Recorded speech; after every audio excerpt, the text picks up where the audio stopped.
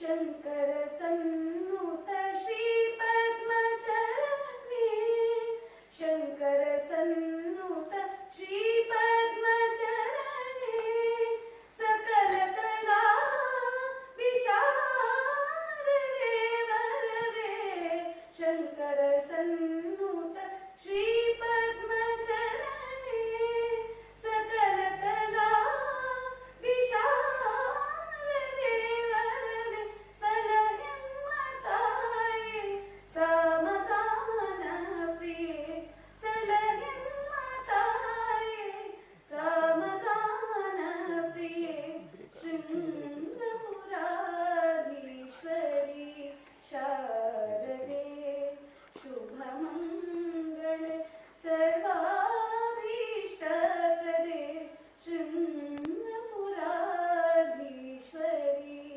Sharde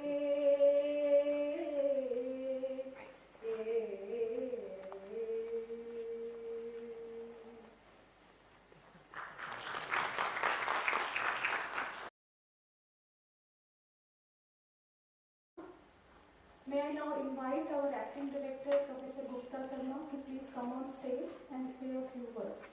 Thank you.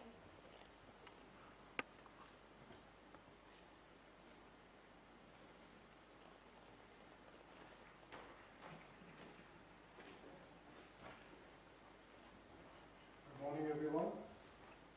I'd like to start by apologizing for being a little late. I was stuck up in traffic. Didn't realize there would be so much traffic today. Let me begin by welcoming all the foreign guests that we have. Is this your first visit to India? It is. I hope that it turns out to be really nice and that you get to enjoy the country and like the country. What you see here behind the photographs of you and Gupta is the Shivalik range of the Himalayas. And the peaks that you can see there are the peaks of Kasauli. And these are the southernmost hills of the Himalayas.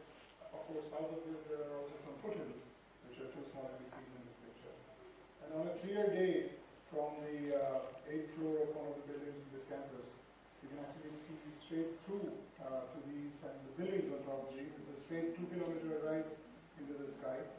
And sometimes you can see even beyond the tips of the next range. So there are 3 or 4 ranges. If you climb up in a helicopter a few hundred meters, you can see all the ranges on clear day. So we are situated in a very nice part of India, just south of the Himalayas in the plains. And this institute was set up in the year 2007. I'll say a few words about it. Primarily to be like an Indian Institute of Technology for science. So India has had a lot of success in education and engineering and created a world-class brand in engineering education, and the effort was to do the same with science using the structures of the IITs for education, but using the reputation and the manner of working of the Indian Institute of Science in Bangalore for doing research. So we are charged with doing both education and research and doing them equally well, which is a tall challenge, and we've been doing it for 17 years now. Many of us here have been here for at least 14 or 15 of those, and we're doing quite reasonably, but could do better. And we've expanded gradually from the primary sciences, biological, chemical, physical, and mathematical sciences to doing urban environmental sciences. And we also have humanities and social sciences, 6 departments. And we are currently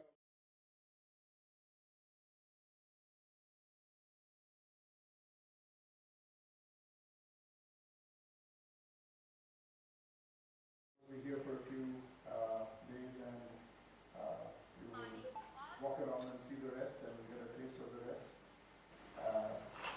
I think I should also say, because I'm a biologist, I mean, I wouldn't be doing this if I were an acting director from mathematical sciences or something, for instance, on a professor sitting here or being about it. But since I'm a biologist, I'd also like to say that Membranes are of interest or have been of interest to biologists for a long, long time, but it's really physicists and chemists and partly theoretical physicists and chemists who have contributed to our understanding of membranes. And although I am trained in both science and engineering and work as a biologist and biochemist, I look at it as a biologist and I feel really grateful to physics for all the insights that physics has given to our understanding of membranes. Starting with the fluid mosaic model of the lipid bilayer, and then going on to understanding things like diffusion that happens in each leaflet, the diffusion of proteins that are embedded in the membrane or otherwise associated with things that are there in the membrane, other protein complexes, and how they move around, and how they form rafts, different phases of the membrane, and how membrane fluidity can be affected by the constitution of the different lipids, including cholesterol, and so on and so forth. How the charge that is present on the head groups of the lipids affects the entry of DNA into cells, and so on and so forth. How that charge is negative initially repels DNA, how it gets neutralized by bridge molecules that neutralize the charge on DNA and the charge on lipids and allow DNA to enter. How membranes and in general, and membranes on organelles regulate different functions that cells perform. So cell membranes are a really important aspect of life, just as important as all the biomacromolecules like nucleic acids and proteins. And I haven't yet sort of reached out in my mind to understanding how cell membranes are related. So I understand how they're related to cells, but not how they're related to synthetic biology. So I will look with great interest and curiosity at the program to understand what that is all about. And with these words, I wish you a very pleasant stay, all the people who have come from outside, and also all those from within IISER who are participating in this meeting. I wish you a really exciting few days of learning. The word GIAN, G-I-A-N, which stands here very conveniently or in a contrived manner, the Global Initiative of Academic Networks, is actually also a take on an Indian word, a Sanskrit word gyan, which means knowledge, except that is usually spelled G-Y-A-N, doesn't matter, G-I-A-N. So wishing you all a great upskilling and upscaling of knowledge during these next 4 days. Thank you.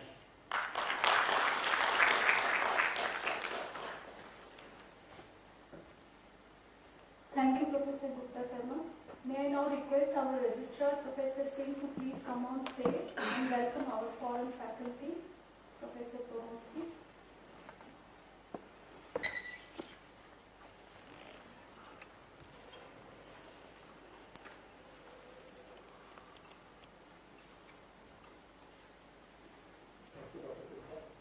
Good morning to all.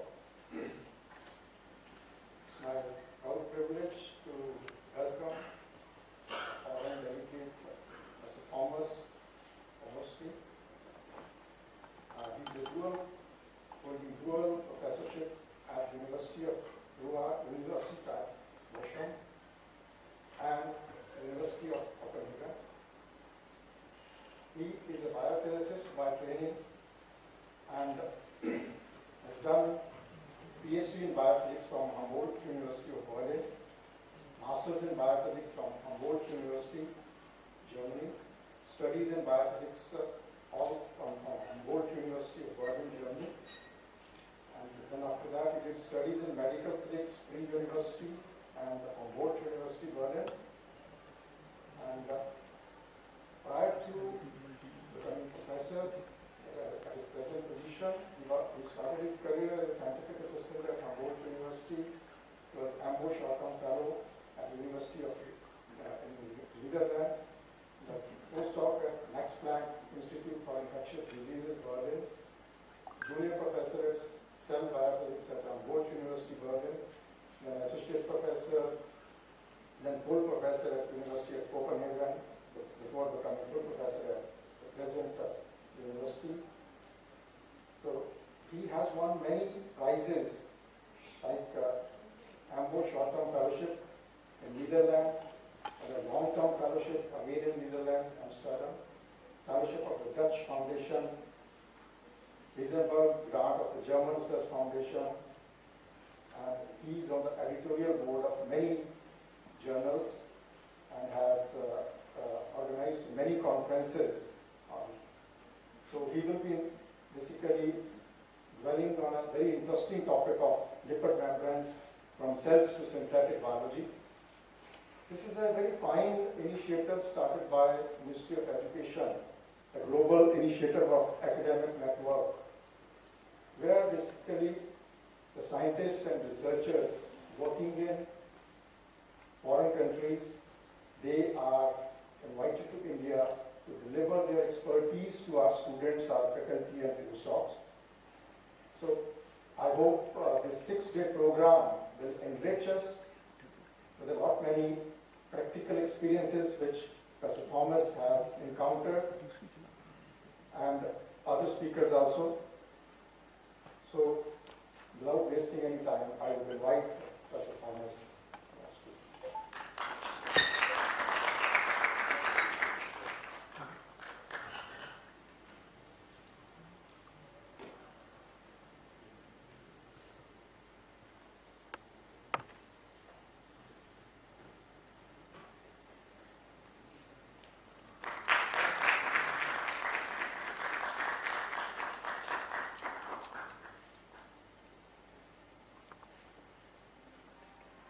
Thank you, Professor Singh. Thank you, Professor Poboski. May I now invite Professor K.P. Singh, the local coordinator for the GIAN course, to please come on stage and say a few words.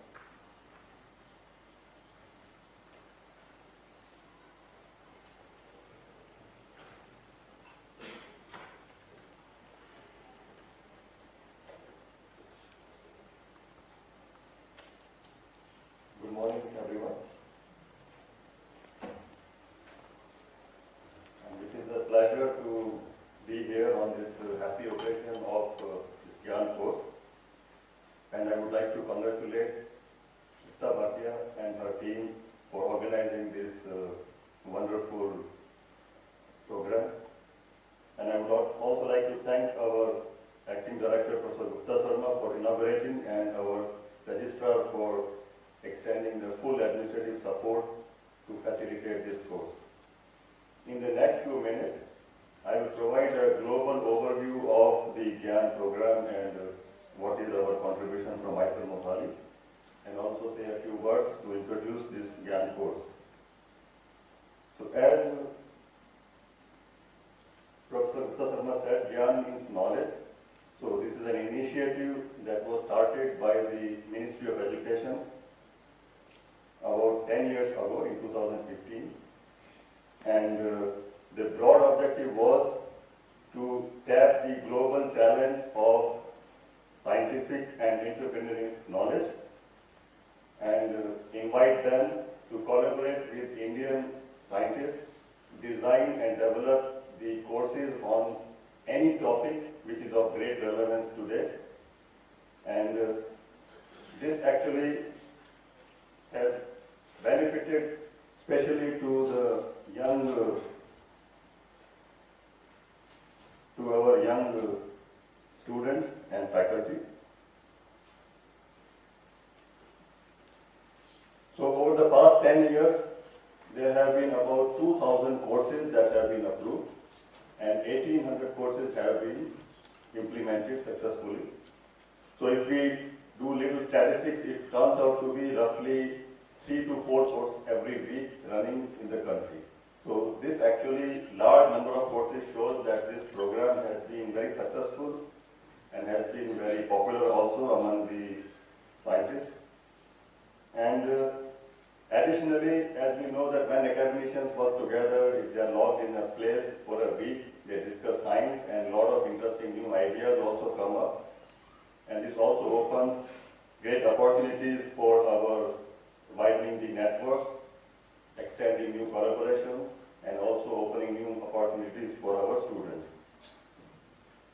So from IISER Mohali, we have also had our reasonable contribution in this GIAN program. So we have so far implemented 5 courses which have been completed.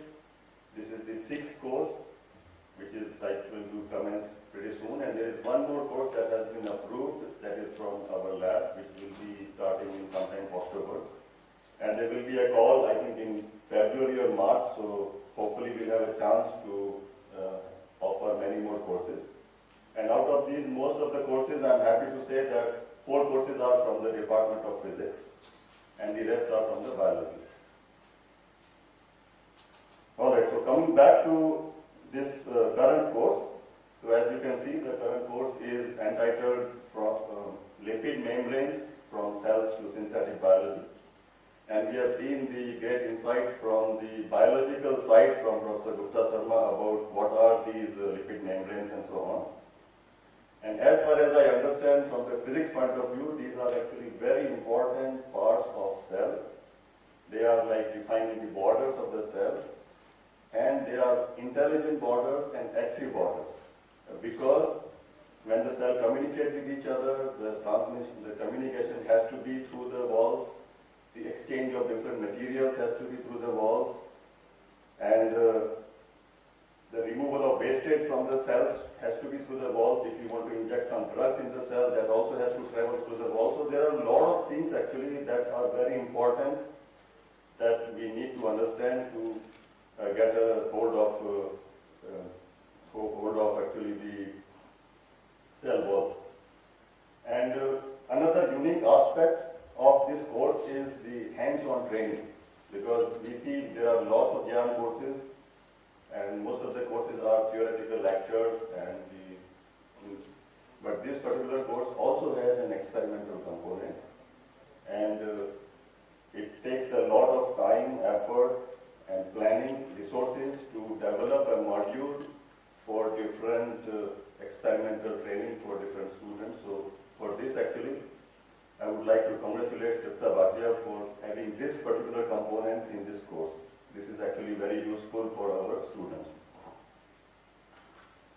So the next week is going to be quite intense, and there will be 16 lectures, 1 hour each, 6 tutorial sessions, and 4 dedicated lab sessions. In each lab session, I see in the program that they have divided the batch of students into different groups, and they will be gaining the hands-on experience on the state-of-the-art facilities, especially microscopy and other techniques in her lab under her supervision with a small team of dedicated students. Finally, I would like to warmly welcome Professor Thomas to India, and we have seen he has he is a world leader in the synthetic biology, and I scrolled through his profile. He has about 30 years of research experience. He started his PhD working on various aspects of lipids, proteins, membranes, and he has 180 plus publications. So undoubtedly, he is one of the well-established and well-reputed scientists in this field. And this is a great pleasure and a unique opportunity for our students to learn from him. And we also have a set of excellent lectures from our guest lectures from Abhishek and Dipanjan and ma'am. So I would like to tell our students that they should use every bit of this opportunity maximally. Try to gain as much knowledge as possible from our foreign experts and also from the Indian colleagues. Do not hesitate to ask questions, because without questions there will be no learning. And also try to interact freely but respectfully to all the instructors. And finally, happy learning to all the students, and all my best wishes for the success of this grand program. And we all look forward to the first lecture by Professor Thomas. Thank you very much.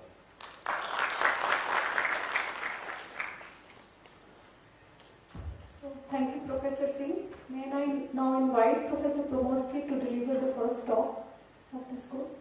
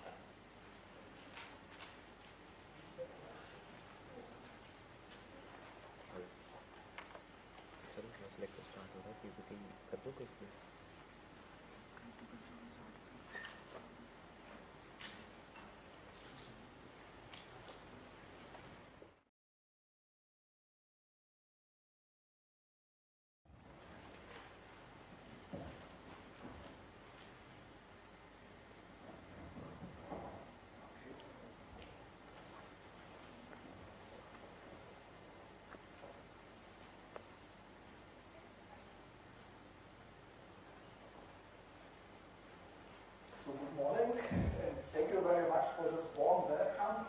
I have to say I'm very overwhelmed by the perfect organization and all the very warm words of the director here and also by the representative of GIAN. And I'm very grateful for the initiative of GIAN to actually finance this course. And my special thanks, of course, to Twitter, who took all the efforts and all the inspirations to set up such a wonderful course. I have to say that already my previous speaker did a wonderful job because they give all the important points that we want to take you as students into the world of biomembranes and also on potential applications of biomembranes, for instance in synthetic biology, but also medicine. And for that, we will start with a quite different picture of lectures that will cover chemistry, biophysics, biology. And whenever you feel later than in the course there are points you want to discuss in more detail, just feel free and address us as teachers. We have a wonderful team with Tripta, Shavari, and also with Abhishek to go to all aspects of biological membranes. But let's start first now with the components of lipid membranes, the lipids itself. So let's dive into the world of lipids.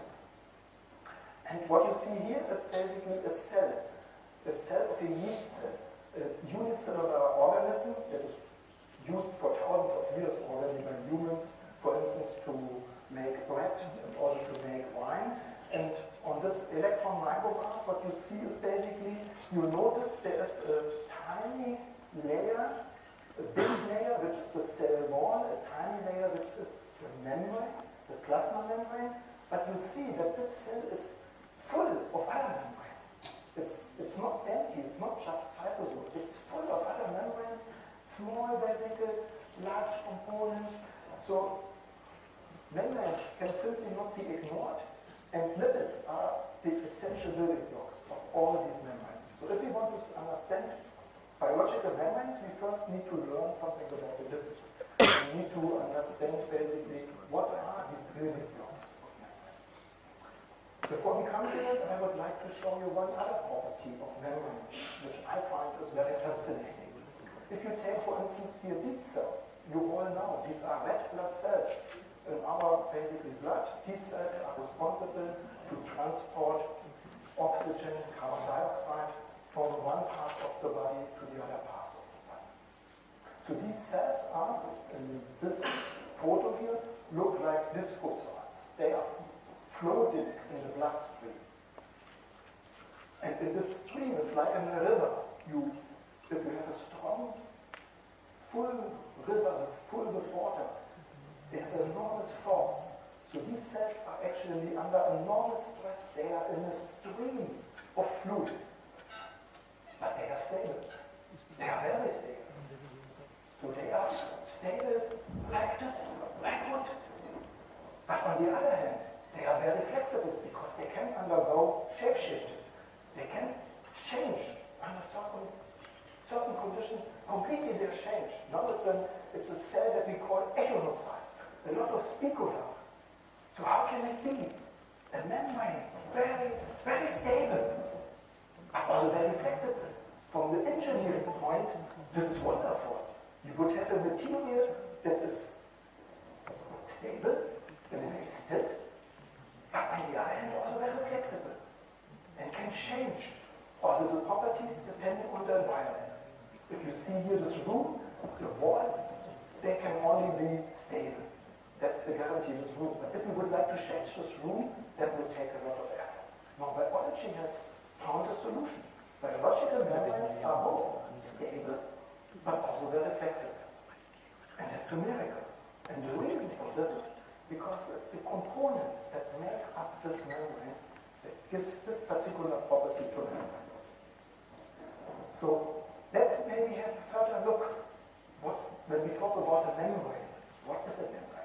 This is the red blood cell, and if we now zoom in, you basically have a cell of a size of 6 micrometer. But the thin membrane that surrounds the cells, that separates the cell from the environment, that is a very small layer. It's only 4 nanometer. So it's several magnitudes smaller, very thin. Only 4 nanometer thin membrane. It's preserving the intactness of the cell. And if you now look for the components, then you see these are here the lipids. And they are arranged into 2 layers. And we talk about a bilayer. So biological membranes are arranged in form of a bilayer, and that has something to do with the properties of the lipids. So they arrange in a way that you have the water parts that like the water on both sides, and the parts that don't like the water, they are arranged to each other in form of this bilayer. And if you look now for this building block, the lipid, it's even smaller. It's only 0.4 nanometer. So little blocks of 0.4 nanometer, thousands of them, they form a membrane that is very stable on one hand, but also very flexible. Because these blocks are arranging, but do not covalently bound, but just do by weak interactions from the cell line. So the functions, we talked already in the beginning of this, first of all, they are a barrier. So they allow the separation of cells from the outside. They also allow the separation of organelles inside, so that the cells has different compartments where all these different chemical reactions that have to go on in the cell are actually separated from each other and can be controlled. We learned already that membranes are important for cell communication. They allow signals to cross the membrane to change cellular metabolism so that cells can react. And the typical function that is often forgotten is that actually membranes are a chemical platform. So from the point of chemistry, this is a beautiful thing because you have 2 sides. And by moving, for instance, molecules from one side to the membrane to the other, you can also control chemical reactions. So chemists would like to have such a type of tool because you can have a 2-dimensional arrangements of enzymes together, but you can also allow chemical reactions to be separated due to the 2 sides. So that's another function, very important function of biological membrane. So let's dive now into the components of a membrane. The components, if you basically look, thousands of different lipids, but you can group them into essentially 3 classes. There's the class of Glycerolipids, and the class of Sphingolipids, and the class of steroids.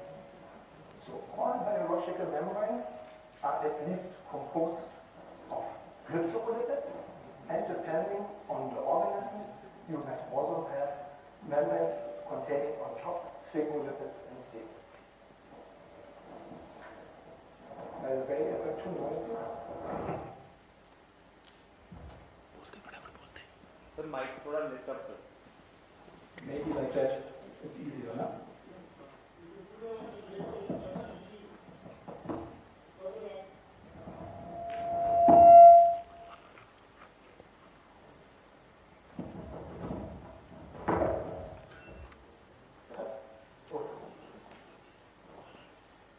Is it better? Good. Okay. So now let's have a look on these components of these different classes of lipids.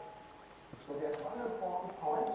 They have basically two properties in common. One property is these lipids are all divided into a hydrophobic part, a hydrophilic part, meaning they have a part that likes water, the hydrophilic part, and they have a part that doesn't like water, that's the hydrophobic part.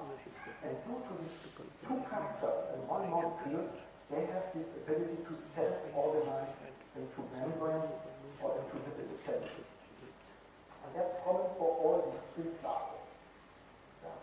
So for the hydrophilic part of the head area and the hydrophobic part. And there's a second thing that all these lipids have in common. They are basically composed of small units that are chemically bound. If we want to say of subunits. For the glycerolipids, the key backbone is a glycerol.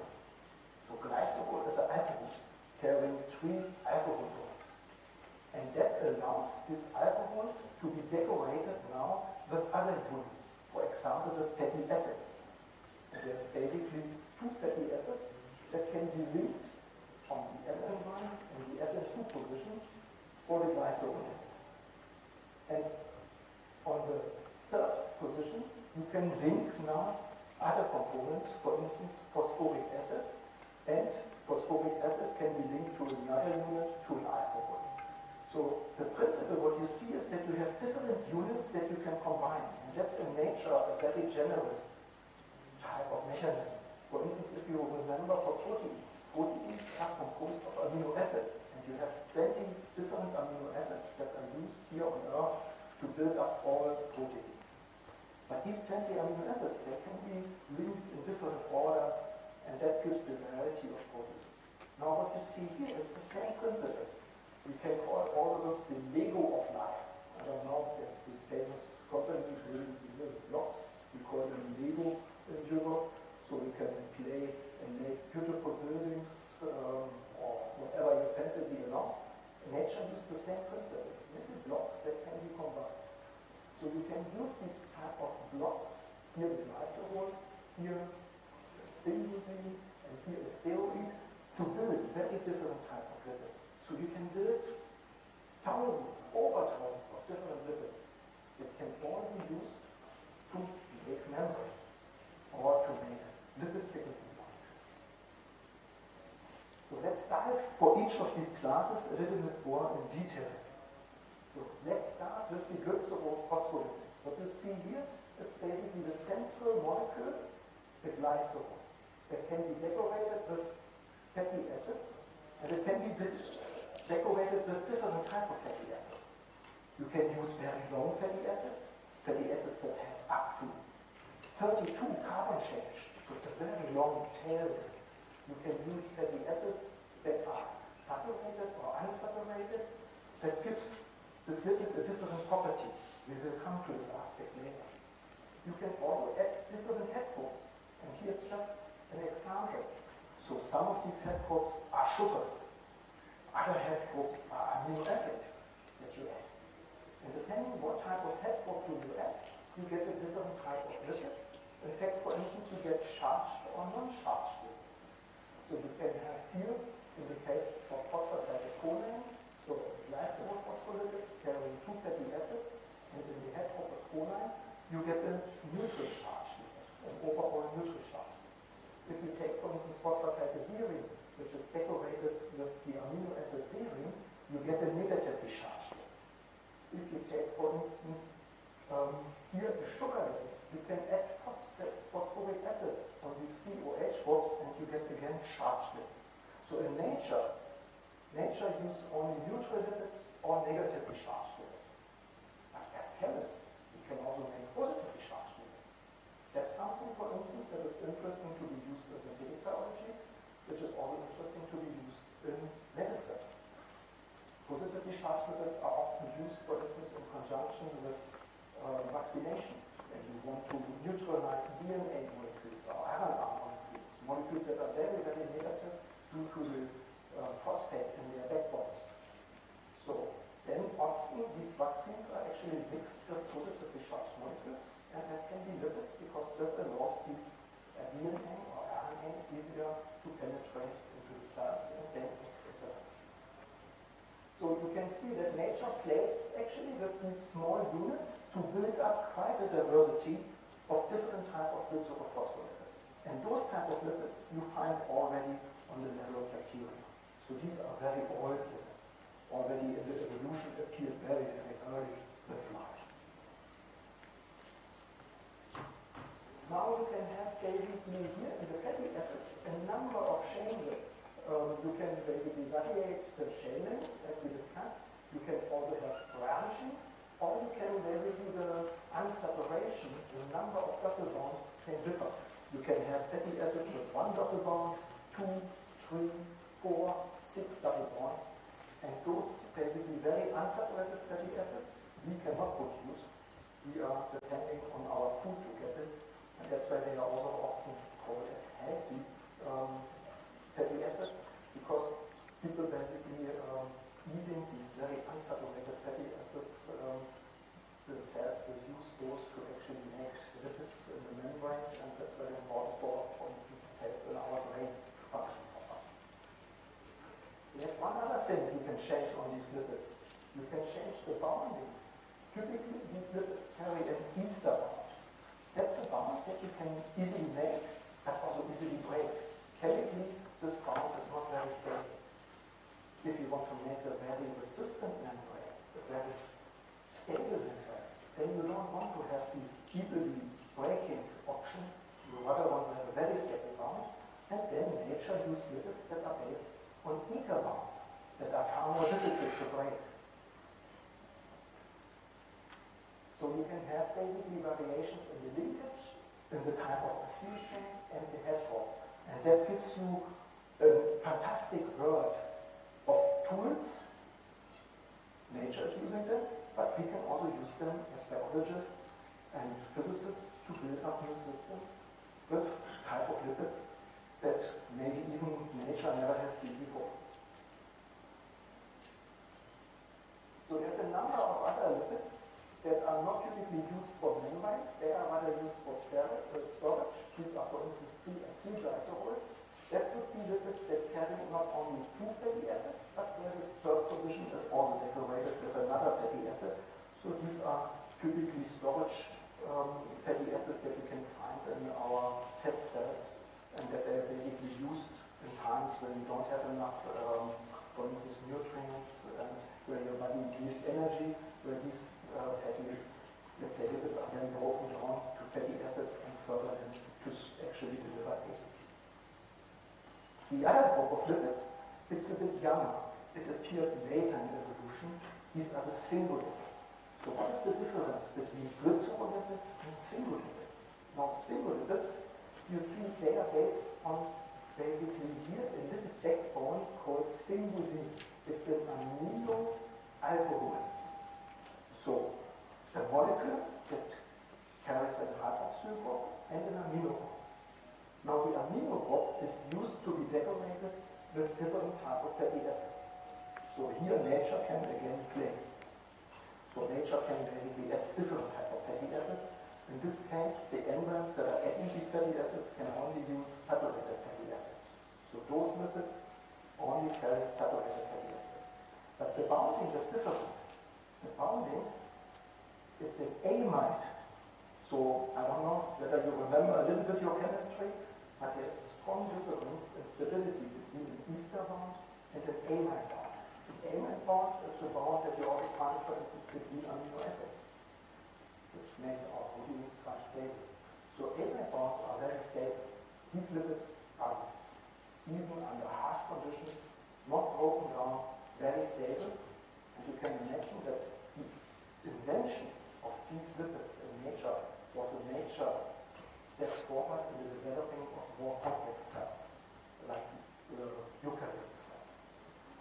What you also see is that again here, this headbook can be decorated with further molecules, with sugars, typically, which gives us a family of glycolipids. So now we are diving into the world of glycolipids that are also used, for instance, in cell recognition. All our blood groups typically defined by sugars on lipids, and the differences in the sugars define the differences in our blood groups. Okay, so the last group, the steroids, they are even younger. Only on the level of worms. Worms were the first organisms that actually were able to synthesize these type of molecules. In a way, these molecules are very strange because they have this type of ring system. For the chemist, it would be a planar system. It looks like that. With a little head off, the hydroxyurea. So it's a lipid that's typically very deeply embedded in the membrane. It hardly looks out of the membrane, but it's deeply embedded. And there's different types, basically, of those. Steroid backbone can be decorated with a number of double bonds, and that gives basically rise to different types of steroids: cholesterol, cytosterol, stigmasterol, camptosterol, and that depends on the organism which of these steroids you will try. And you can also see that basically even this unit here can be further decorated. So the hydroxyurea can also be esterified with basically sugars to build up type of storage. Now when you look basically, the membranes of the different kingdoms of life, they contain different types of steroids. In our case, it's cholesterol. So that is probably known for you because it's a molecule that is in a way sometimes also in medicine type of dangerous molecule. You should not eat too much cholesterol, but in fact each membrane consists of cholesterol. So that's the basis. Each membrane in our body contains a lot of steroids. Should we tune down a bit from the resonance? I think it's still a little bit too much resonance. Okay. When we enhance the major steroids is cytosterol. So it's a different type.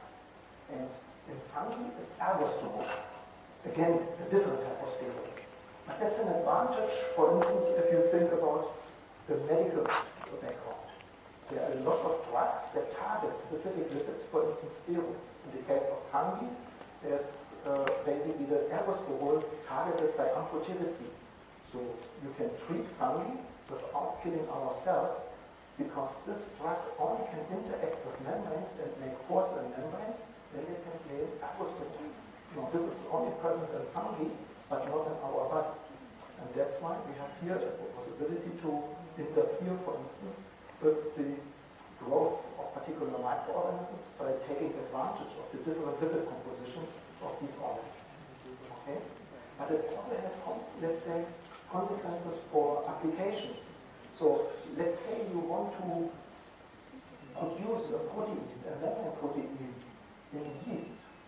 That's a fungus. So this human protein is now in an environment, in a membrane environment that is very different. It contains a different lipid composition.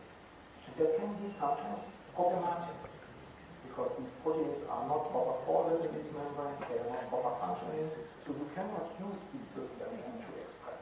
Of course, there's a lot of play around, so you can play with biotechnology, you can humanize yeast, so you change the membrane of yeast into the human lipid composition to allow expression.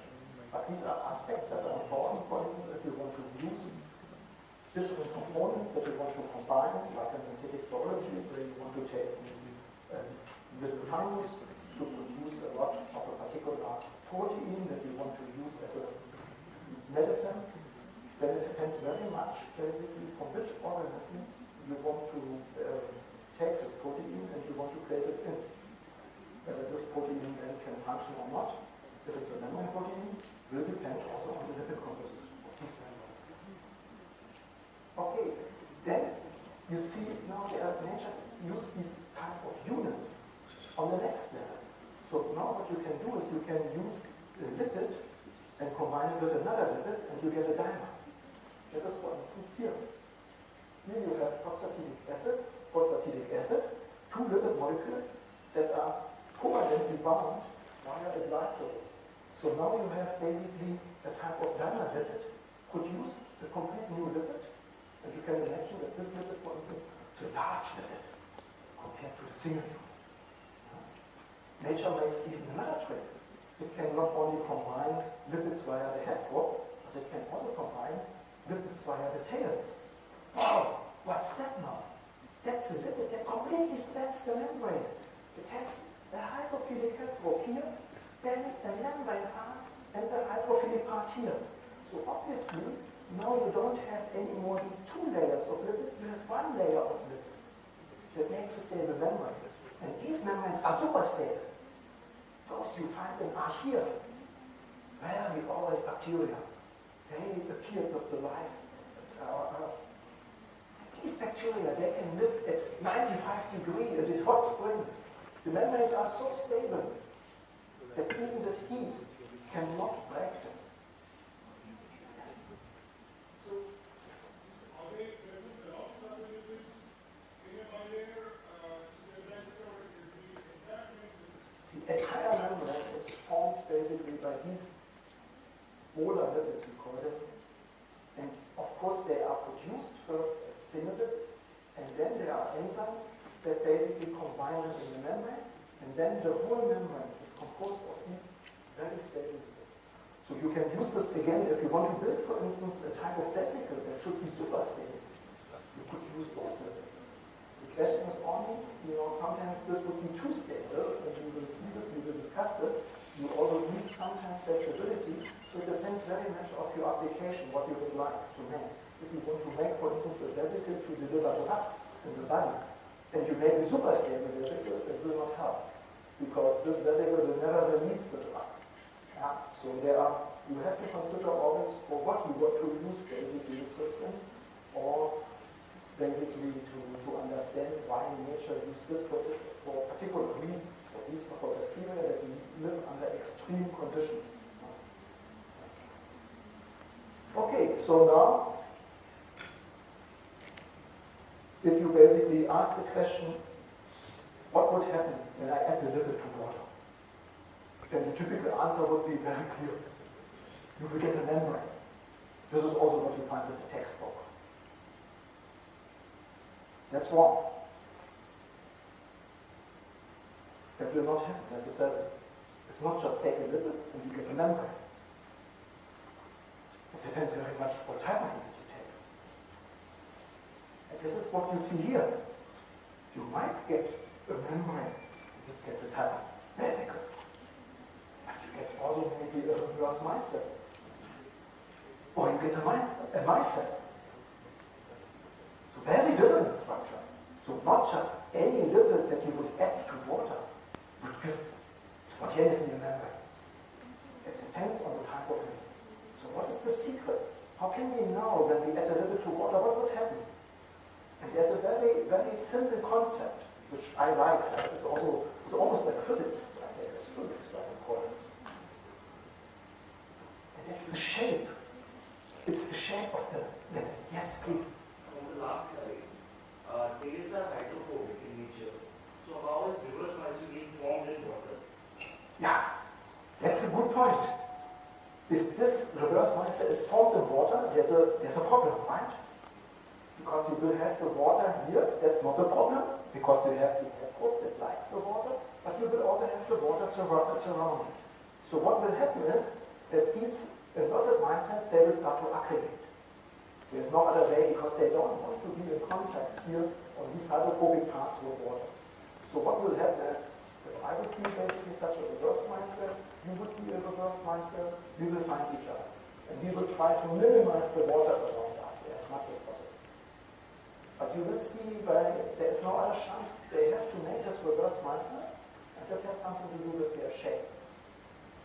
Because if you look here, so lipids can have different shapes. They can be looking like that, head, tail, then there would be a cylinder.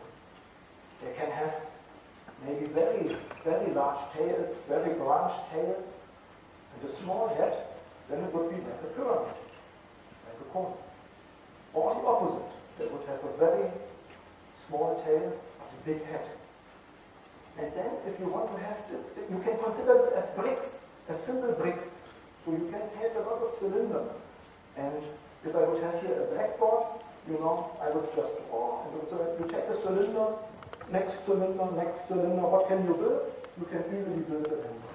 Because each cylinder forms, you know, one layer, then the next layer. If you want to build something like here, with this type of inverted cone, these inverted pyramids, if you build it and you put it together, automatically you come to this structure, to the micelles. There's no other way around. So those lipids can only form micelles in water simply due to their shape. And the opposite, of course, would be these type of lipids here, where basically the tails are very branchy and the head is very small. Then you get this type of inverted micelles or hexagons. In one way it's nice, you can play with this. If you are interested to make structures like IISER, you only need to make sure that you choose the right shaped lipid. And then you know when you put them in water, you get micelles. That's something what you do typically with soap. Soap molecules, they look like that. Then they have this kind of cone shape. And in water they make micelles. And that helps basically very easily for washing. But there's another thing. Yes, please. Bacteria, on the outer membrane, have another kind of lipid which is called lipopolysaccharide. Exactly. So I was wondering whether the fact that it is only present on the outer reflex of the outer membrane has anything to do with shape? In a way, because this is actually almost like a cylinder shape. It has a big head, but it has also a big tail.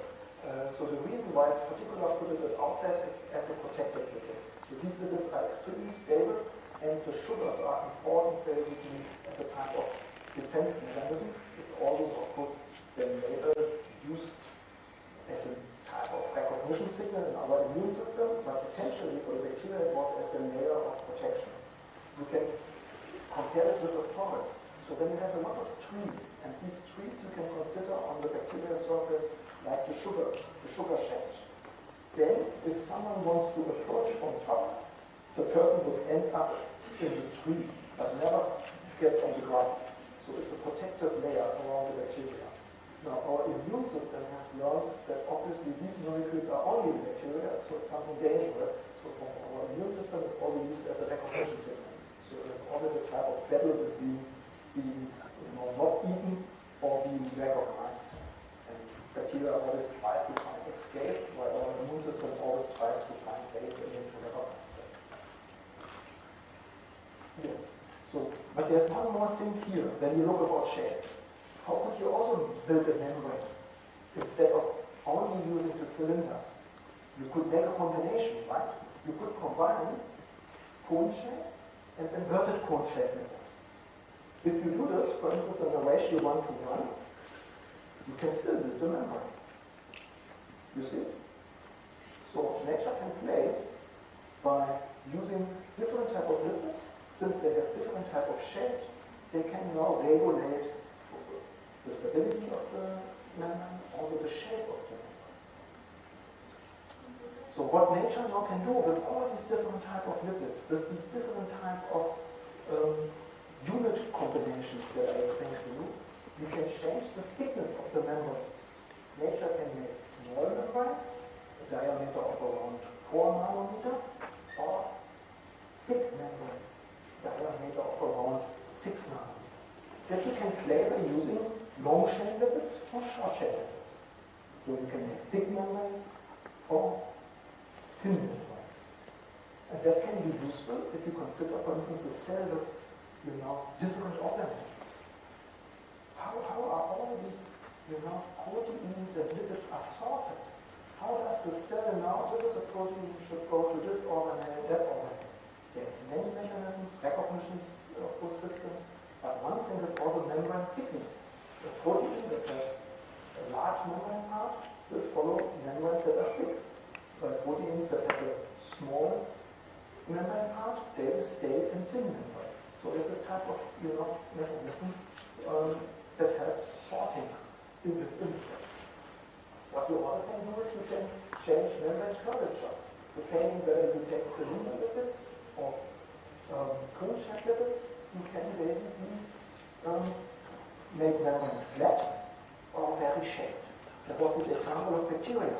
Some bacteria, they basically are very long, but then here extremely curved. So if you want to make here this curving, you need another type of lipid. Lipid composition here, while in the plain membrane. And bacteria do this. They use basically the three lipids that they have. They arrange in different parts so that you get basically membranes that are flat on one hand, but very curved on the other hand. So there's one other property that you need to consider. And we start very simple. We start with a membrane that only contains one type of lipid. This one type of lipid would be arranged here, would be a cylinder lipid in the terms of these two layers forming the bilayer. And then this membrane can be considered as a type of fluid. It can undergo basically a change in the aggregate. It can be solid or fluid. And that depends on the temperature. And it depends on the type of lipid. So lipids that have unsaturated fatty acids are typically very fluid even at low temperature. Membranes that have unsaturated, the lipids have unsaturated, saturated fatty acids, they are basically at low temperature solid, crystalline. Nature would avoid this. As physicists, we like to play with this. Also, as biotechnologists, we can play with this, but nature doesn't like this state. Nature likes basically the fluid state. But now, when you on top add steroids, the situation is quite different for a membrane that is in the so-called gel state or in a membrane that is in the fluid state. In the gel state, where the lipids are very tightly packed, steroids would disturb this packing. So the membrane will become more fluid. In the membrane that is very fluid, where the lipids are very freedom, steroids, when you add them, would actually restrict the movement, so the membrane becomes more stiff. So these steroids have basically a modulating aspect of the membrane fluidity. And that became in evolution very important for the formation of these eukaryotic cells, because bacteria don't have steroids. So there's now one step more. If you have not only one lipid, but you have two lipids, the things can become more complicated in the case when you add cholesterol. Then you have then a three-lipid component system. When you take glycerolipids and sphingolipids and you mix them, they form a nice membrane, which is nicely stable. If you now add steroids, then you get a demixing. So suddenly, not all the lipids are just freely mixed, but some lipids start to form aggregates. And we call this domain formation. So aggregates where basically particular lipids, in this case sphingolipids and steroids, interact with each other. What is the reason for that? It can be explained by physics. You can explain it in a way also based on shape first. So when you see here, the steroids look more like a type of pyramid cone that for treatment. Sphingolipids, they have vertical cones. Most of the glycerolipids are more cylinder. So these two classes, simply by shape, would like to interact. On top, sphingolipids, remember they have these amide bindings, so they can make hydrogen bridges. So they can interact with each other very tightly. And then the third aspect, these sphingolipids are having typically a large head. We call this also like an umbrella. So if I would be a sphingolipid, I would be basically looking at that as a big umbrella. And that means if I want to have my next Sphingo-lipid here, there would be quite a gap because I would need this space. And if I would now ask you, for instance, to come up and also be a Sphingolipid, then we both would be basically like that, but there would be a type of gap that cannot exist in the membrane, so it will be filled with steroids. So in a three-component system, where basically the membrane, there's some freedom in the combinations of the three components of each other, the Sphingolipids would actually meet the steroids and form a dome. We call this also rafts. And that was a very aspect now, I think 10 years ago, when this phenomenon was really observed.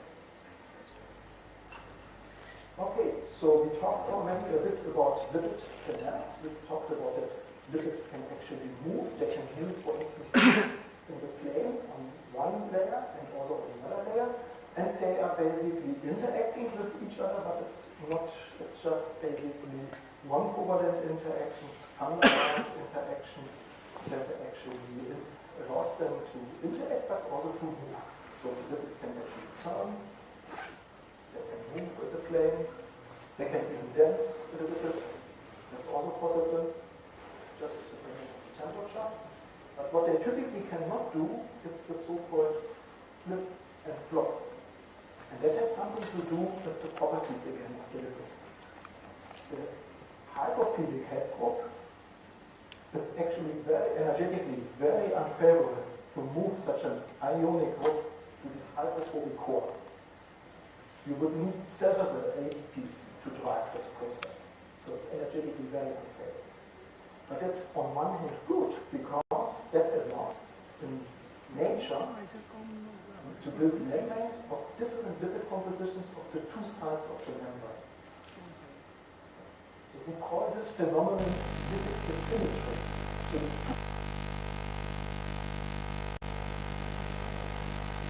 if we take here the plasma membrane outside and the plasma membrane inside, if we look for lipids, then you see that typically lipids that are non-charged are on the surface, and lipids that are charged on the inner region.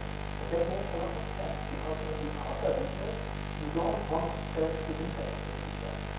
You don't want cells to interact with fire. You don't want to charge lipids there. Charge lipids, if you have a charge, positive, negative, you will attract, or negative, positive, you will basically want. That gives a lot of interaction possibilities. So in nature, typically the plasma membrane of eukaryotic cells is asymmetric. Of bacteria, we just discussed, only lipopolysaccharides on the outer leaflet, super asymmetric this membrane, and that's in a way a protective way for the outside.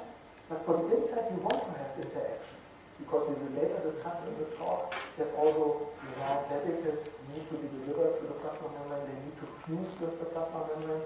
So here on the inside, we want to have interaction. And that's why these two different properties are very important.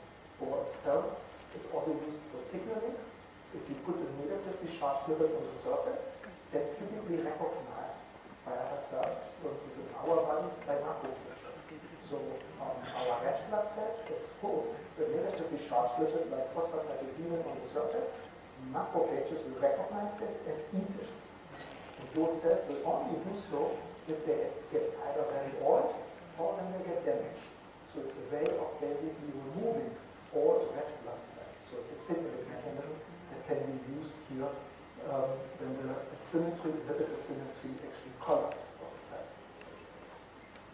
Okay, so with this basically I have here basically just an overview what you can do with these thousands of different lipids, depending on their shape, depending on their charge, depending on their separation in the fatty acid. You can change the shape and curvature. You can change lipid dynamics. You can make membranes very fluid or less fluid. I always compare this with honey. So honey can be very fluid, but honey, when you put it in the refrigerator, can be afterwards also very stiff, and you need a spoon really to get it out. And it's the same property of fluidity you can compare with the membrane. You can play with the thickness. You can play with the charge, with the electrostatic, which nature does, for instance, in case of the membrane. And you can play with the packing, which would be, for instance, relevant if you want to make a membrane more permanent or less permanent for material. Now, at the end, just two examples to show you how basically this is used. One example for nature. This is an example which needs to happen in our development, the development of basically muscles. So in all vertebrates, these muscle cells are actually formed by precursor cells, by single cells. These cells here, these are called myoblasts, they align during the development and then they fuse. They make giant cells with hundreds of nuclei. And these giant muscle cells, this is what gives us our strength. That basically allows us, our muscles to move. But there's an exciting event. The cells need to fuse. But on the other hand, cells normally should not fuse. They should stay single cells. So something dramatically needs to be changed in the plasma membrane of these cells. And this is the lipids and the lipid arrangement and the lipid composition. So during the fusion, lipid asymmetry breaks and charged lipids are exposed. So phosphatidylserine is exposed to the surface. And that helps the membranes to interact with each other, because if you have positively charged ions in the environment, for instance, in our cell fluid around our cells and on our blood, there's always calcium. And if you have calcium, negatively charged lipids, they will basically help to interact with each other and to drive the fusion process. So the change in lipid arrangement and lipid composition, in this case, nature is using to trigger cell fusion. In a similar way, for instance, osteoclasts are produced. Osteoclasts are cells that eat our bone. So if you don't eat, if you lie a lot on the bed, your bone will be slowly, taken away because you don't put enough spores in it. And those cells are also cells formed by fusion from precursor cells, hundreds of precursor cells, to make a large cell that eats our bones.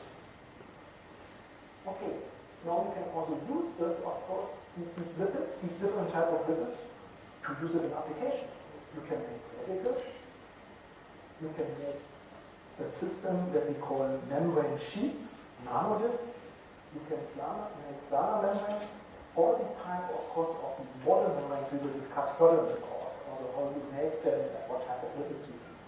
But now, for now, just for this lecture, what could it be useful for? Actually, this is something you should ask yourself. That's something you can dive in your future now, because all of this we are just starting to use, and I'm sure that when you study this, you come up with far more applications. But just to give you some teaser, for instance, you can use it here for drug delivery, such a vesicle.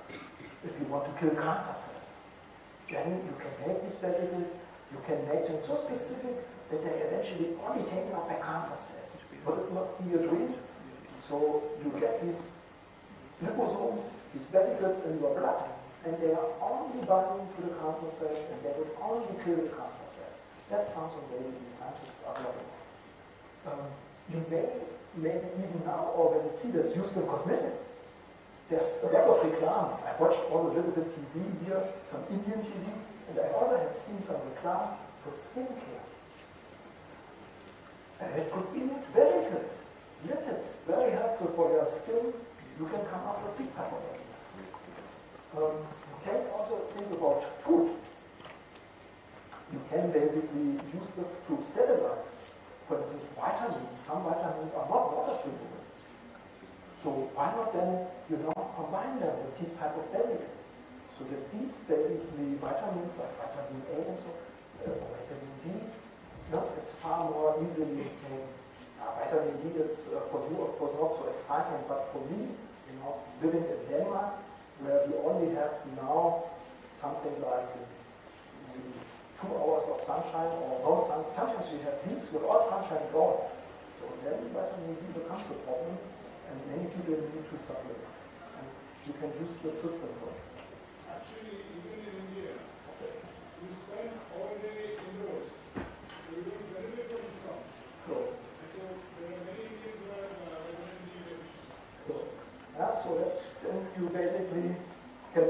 ideas. How could these systems be useful? And we will use this course also to discuss ideas and also basically talk about how to make such systems, how to use these thousands of different basic lipids to make these type of molecules. Yeah. I think with this, I will close the lecture today. Thank you very much. Also, thank you very much for the questions. And I'm looking very much forward, of course, now for the next sessions and also for the tutorials, because then we will have more interactions. I also learned we will change later the room. So you are closer to me. Today you have been very far away. So I want to have you closer to me so that we can maybe come also a little bit deeper into the discussion. Thank you for so far.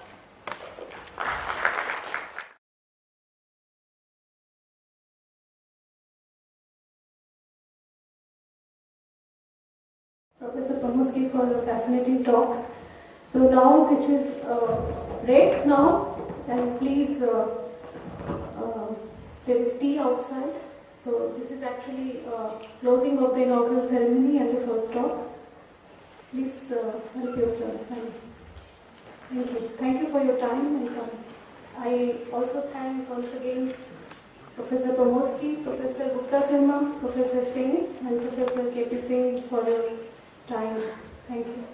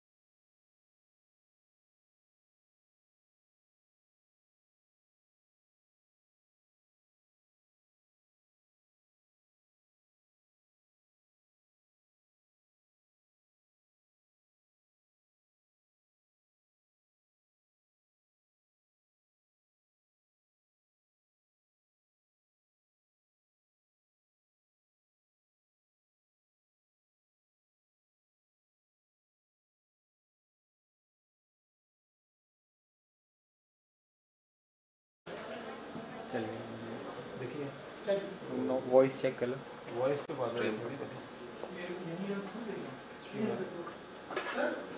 ये white साहब ले आया था वो green वाली बात उसी से कहाँ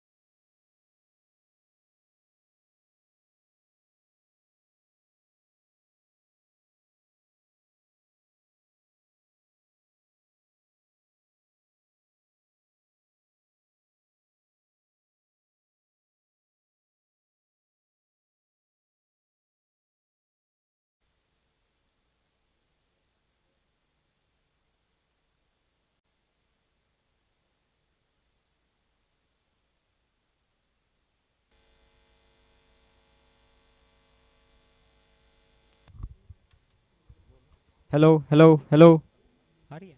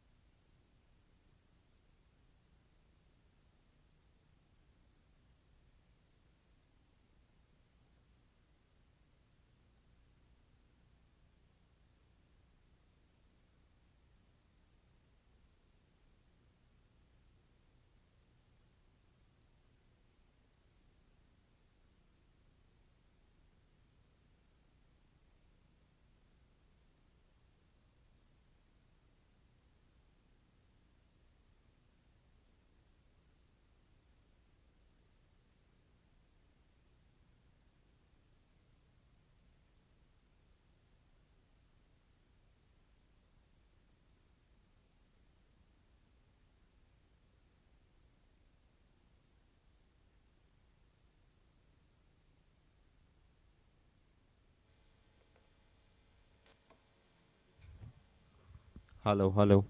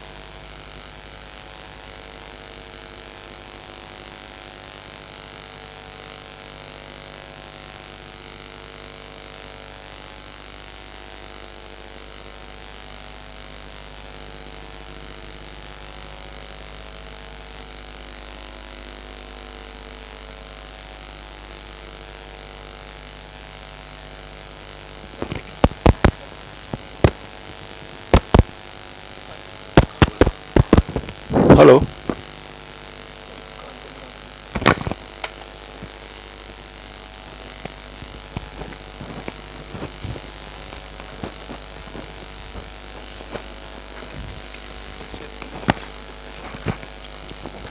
Yeah.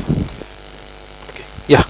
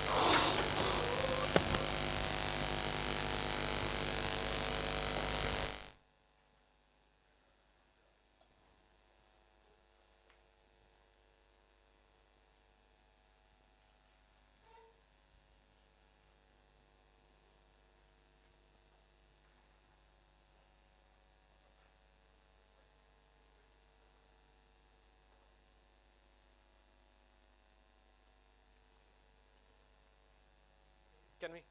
Yeah. So, can you hear me? Hello and welcome to everyone. This is mic testing. Hello, 1 2 3 1 2 3 1 2 3 3 2 1. Does it work? Okay.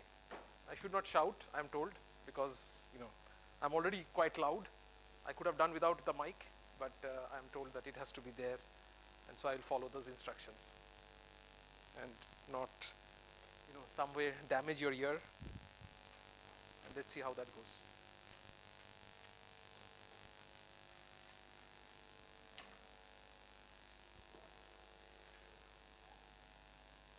Is that okay? Okay. So I'll start whenever you tell me to start. Good. So a very warm welcome to all of you here. Of course, our foreign guests, Thomas and Denise. It's a pleasure to have you here. And of course, we have experts from India. Sharbori, also welcome here to this to the GIAN course. And thanks a lot, Tripta, for arranging this beautiful meeting. And also to the students and other participants who are here sitting down and waiting to hear more about membranes. And of course, you have already heard Thomas giving you an introduction about membranes, about telling you about lipids and all that stuff. And of course, I should have introduced myself. I am Abhishek. I am in the physics department at IISER Mohali. And I do work on the area of soft matter physics and biological matter, but not specifically on membranes, but also on polymers and sometimes on membranes, if I can get my interactions with Tripta going, and with Thomas as well. So this is something that we have been doing for some time with this discussion. But other than that, the interest in membranes, of course, is natural because of, as you have already heard Thomas talking about the fact that you think about the cell, and the first thing that you remind yourself of is the fact that it is surrounded. Whatever things are inside the cell are surrounded by this membrane or this layer which is outside. But also, as you have noted, that the cell is not just the outer membrane, but there are other stuff inside which are equally important, and there also you need to have to worry about all the time the membranes which are there, which separate out these different compartments. So, so naturally, whenever in my area of research, when I have to think about working in biological physics, of course, you have to think about respecting the fact that there are these membranes, and these are the ones which have to be always kept in mind and all that. So let me just therefore get on with what we want to discuss today.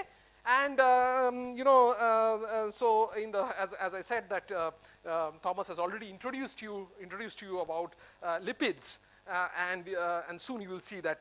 And as a physicist, I'm going to take that that image of his and completely shatter it.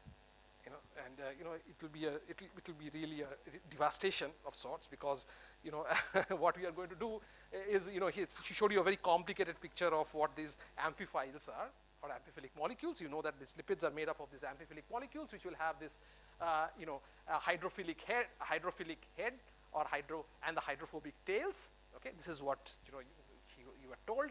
And what you are going to say is that remember that picture that he showed with all the fatty acids and all that stuff. Physicists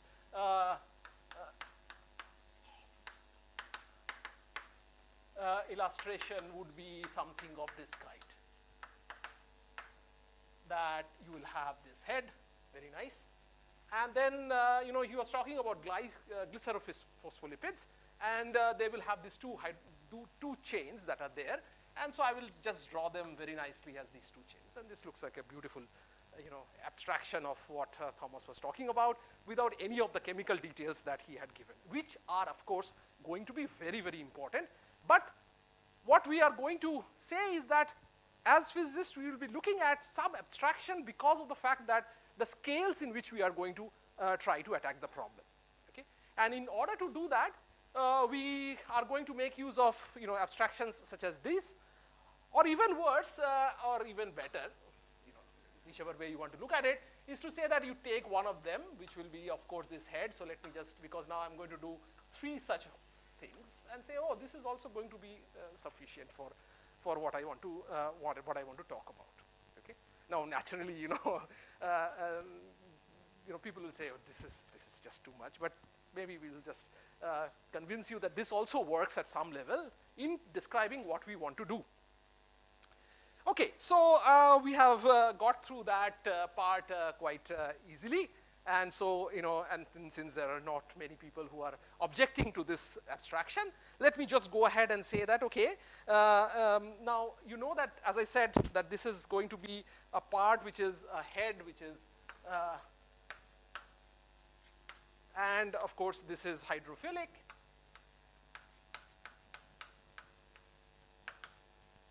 Please, bear with my handwriting. And this is the tail part, which is hydrophobic. And we know that if whether this part of it which will like water or dislike water will depend upon the detailed chemical buildup. Okay, that's of course natural. That's what Thomas was alluding to when he actually showed the various details about what it was, and that's what the actual thing is. But as I said, we will not go into those kind of details. And the other thing that we would also want to understand is that this is all fine. Now, there are, when you look at a lipid bilayer membrane, you know that there are not one of these, but there are several of them. And the question, of course, is that how do they aggregate? Okay, so once you put them in water, and you know that there is these molecules will have this hydrophilic head and this hydrophobic tails. How will they aggregate in water? Okay, that's a big question. So the next question, therefore, is what is the aggregate morphology?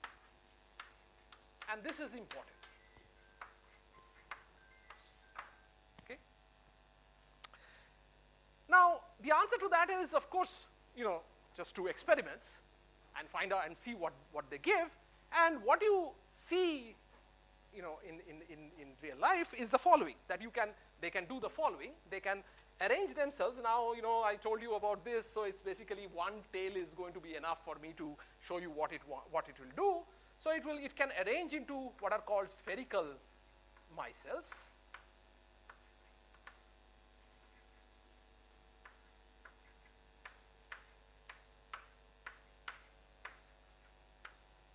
So think about this not as a circle, but as a sphere.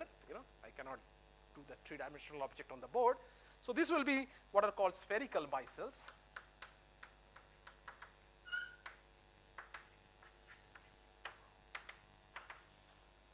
They can also arrange themselves in a cylinder. Okay, that's also possible. So you can have arrangements such as, so you can have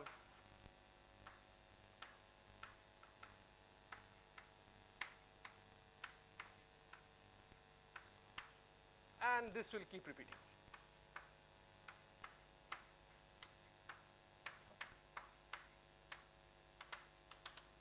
Okay, so this is what I will call as cylindrical.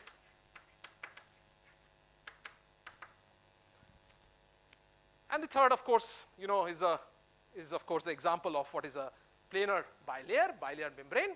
And there, of course, the configuration that you see is the following, that you can have these lipid chains arranging themselves in this following fashion. So let me just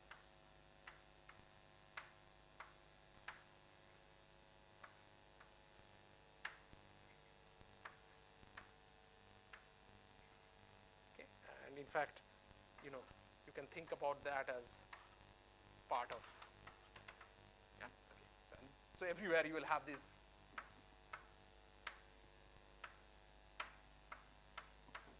Okay, and this is the kind of thing that you are going to see for what is called a planar bilayer. Now, of course, when you look at this and you say, okay, this is how it is going to get in, but what determines how this arrangement is going to be? Okay, and that's one beginning question that we can try to address by giving some very elementary mathematical form to this. Can we understand how these arrangements can occur? Okay? And this is where we are going to do our first bit of, I said I made this approximation, and soon I will make, as I said, I'll just keep on making these approximations, and as I said, you can get devastated about the approximation that I'm going to do, but I will say, okay, normally if I look at this structure, then this structure I can again kind of approximate to something like this. Take a truncated cone. Truncated cone, because there is this, of course, you can think about this going in, but the structure is like this head group, which is kind of more thicker, and it's obviously cylindrical, but you take a cylinder, you don't take a real cylinder, but you take a tapered kind of cylinder, and you just truncate it, and that's kind of the arrangement that we are going to look at. Okay? Because as I said, I can do some nice small bits of calculations with it. But also because it seems, if I'm doing this level of course training, then it kind of seems okay. Maybe I can go a little bit more, like taking the elephant and drawing it the circle of here and then moving ahead with it. That's how I'm going to, this is the approach that we're going to take. And the question here is that how do I deal with this now? And of course I'm not going to have one of them, but n number of them. So I not have one of such things, but I have n such tapered things, and arrange them either as spheres or as cylinders or as a planar structure, and then see whether we can get anywhere with this kind of an approach. Okay, good. So let's take a few so let's take this head surface area as I am hoping that this should be clear to all of you.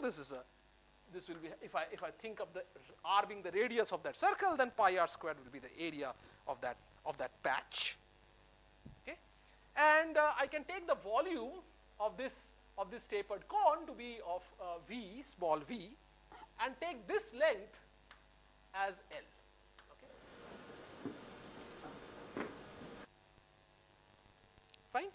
So I have this I will call as small a. I hope all of you can see from the back. So I'll call this pi r squared equal to a, and then see where this takes us, as I said, by taking n of them. So let's just remove some of this stuff.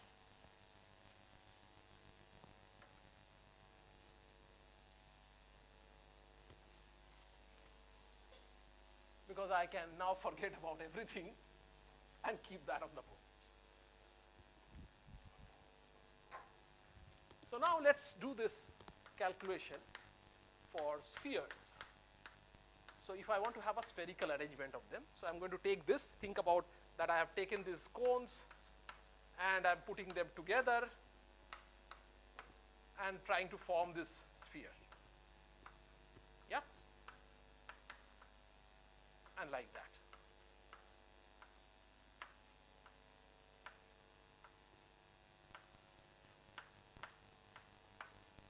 Okay, something of this kind.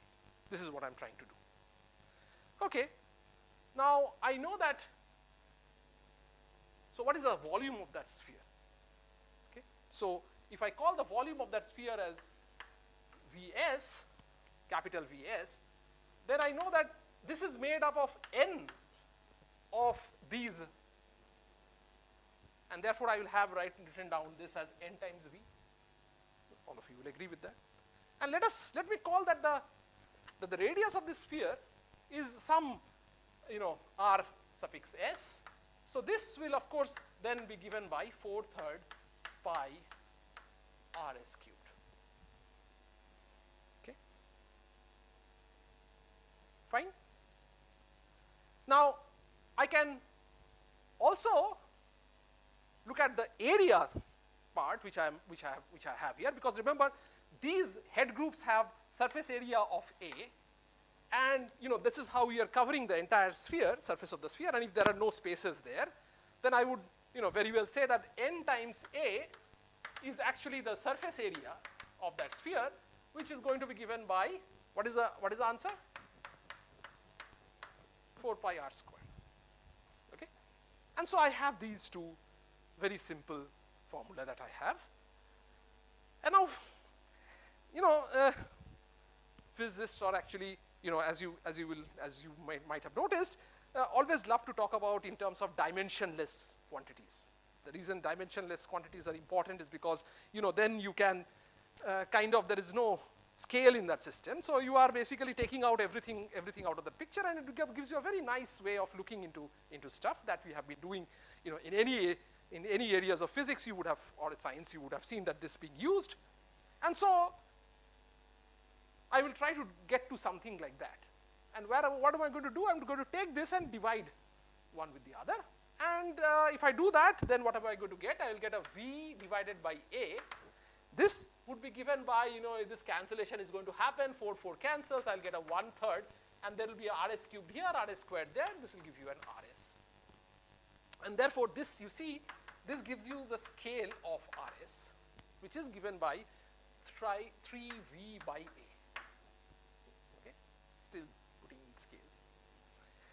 Now, there is one scale, one length scale which was there in this, which I have not yet brought in. Okay, and you would have seen that the length scale was the length of this, I hate to call this a lipid molecule, but if you can, if you are okay with that, we'll go ahead with it and say, okay, this is the L, this is the length of this lipid molecule. And so if the sphere is really packed so that there is no space at the center, then it is exactly, what is the expectation is that this rs that I have written down here, I can put some sort of a limiting case here, that this rs should be less than or equal to this L. Yeah. Ideally should be equal. I mean, if everything is fine, but this is the kind of scale that I can put in. And I have already said what rs is. So this immediately tells me that this is 3V by A, which is less than equal to L. And this tells me that, now you see V is a volume, this is the area. So if I divide by the length scale, that's a dimensionless quantity. And so I get a V over L times A is less than equal to 1 by 3. This quantity here, it's a packing parameter, which I'll call as P. So this is the packing parameter.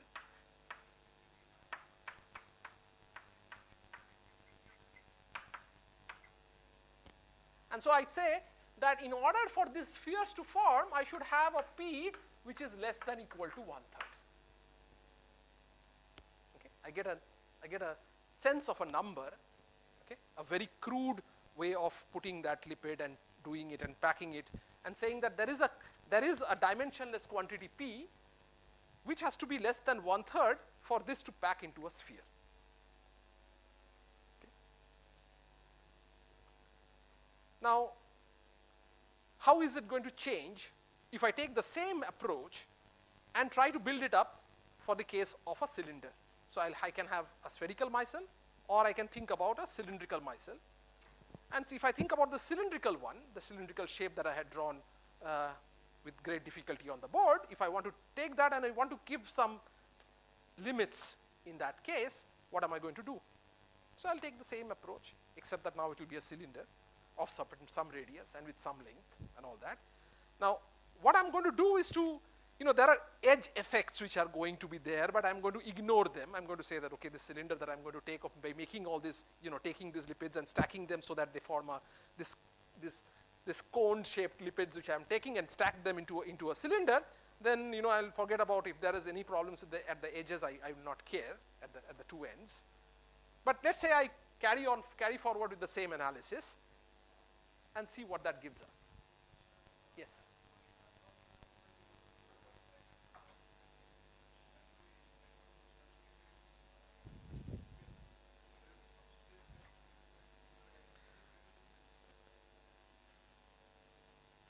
You think that? So the radius of the sphere cannot be larger than the, so what I'm saying is that the length of the amphiphile should give you a limiting factor. That's all that I'm saying. Okay? What you're saying is that if I had a chain, okay, what you're thinking about is having a chain and thinking about it. All that I'm saying is that if you're going to pack something, okay, then I am keeping a constraint on that radius by saying that, okay, this is what I have. Ideally, you can think about just 1/3 as being completely packed and just keeping it as 1/3. Okay, and you will see that what happens when I take this analysis and try to do it for the case of a cylinder, because again, in my way of approach is the following, that your radius, okay, so your question is that whether this RS should be greater than equal to 1/3?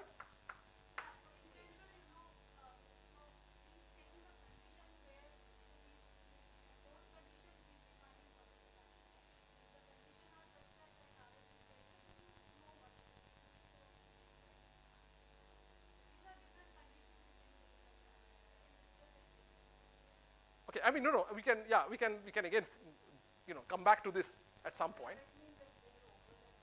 Yeah. So,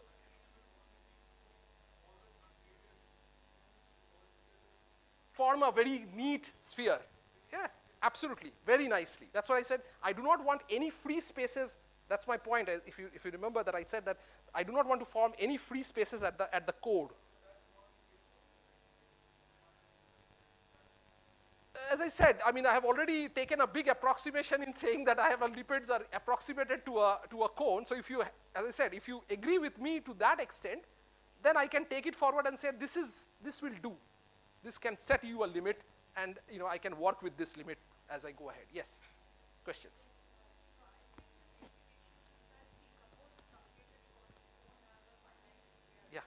Yeah. Then there will be some area which is going to be taken out. Yes.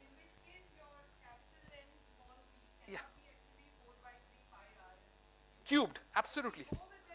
Yes, absolutely. All of that. So if you want, you can say that this is nearly equal to and all that stuff. I have avoided that by saying that this actually forms a beautiful, code. Yeah.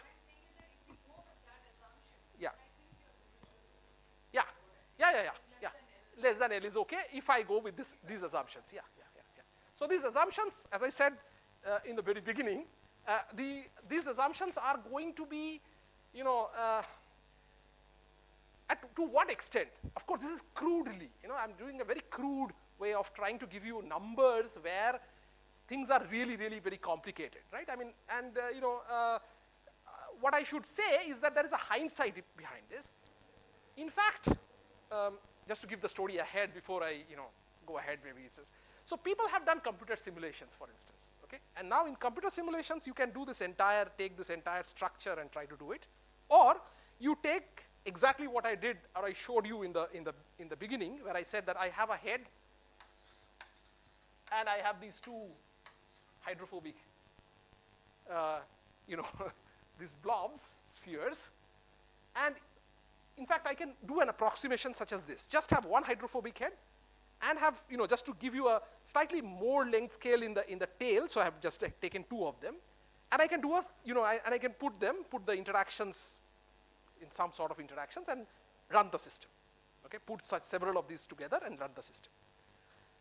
And they will form, they form all these structures depending upon how you change the size of this, of this lipid, which is of this one with respect to that.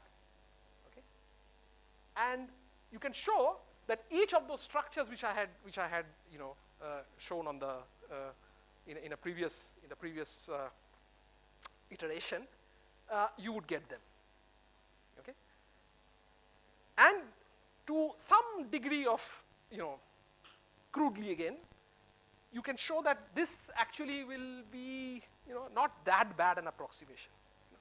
You will get some numbers which are if you get the dimensionless quantities correct, you will be able to say, okay, there is a transition, not exactly as I said, not at p equal to 1/3 from sphere to there, or from whatever going to happen for the cylinder or for a planar bilayer, but roundabout. Okay, does that sink in? Okay, so maybe I can go ahead and do this analysis for quickly now, because now that you have made yourself comfortable with this, I will just change this to a cylinder. I don't want to draw this picture anymore because this is difficult. Okay, and I will just do the following. So now I have a cylinder, so I will have luxury of having the board here. I can just take this and put it equal to Vc, which is for the cylinder. Of course, the volume of this is going to be different. And if I say that the length of that cylinder, if the length of that cylinder is given by some length of the cylinder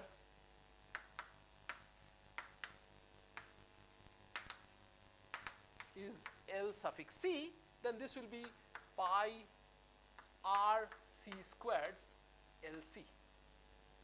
That's the volume of the cylinder. And I can do the same for the area, and I say that this is AC, and this of course is 2 pi r c Lc. That's the area of the cylinder. That's a volume, and so we go ahead with this and try to find out again what is V by A. I take the ratio of these two, and the number is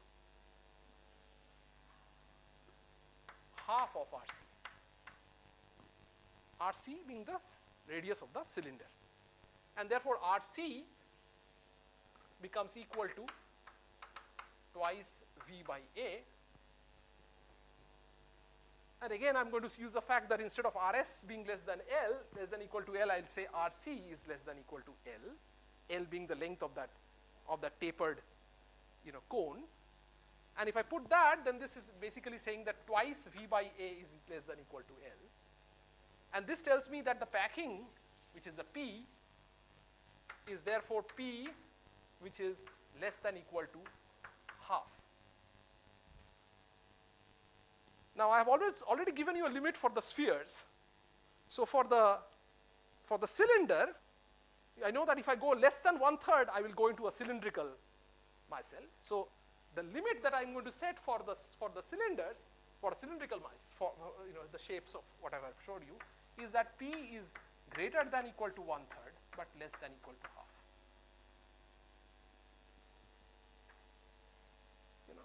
Ballpark estimates. Yeah? We do not know how good, as I said, a priori, but these are estimates that we can put in. Okay? And I can now take it forward and say, okay, this is two structures which I've got. Now let me talk about the planar bilayer, right? And I can do this. I'll try to do the same exercise. Okay? I hope. Can I go for the plane? Okay. So again, for planes, let me say that so the planar bilayer has an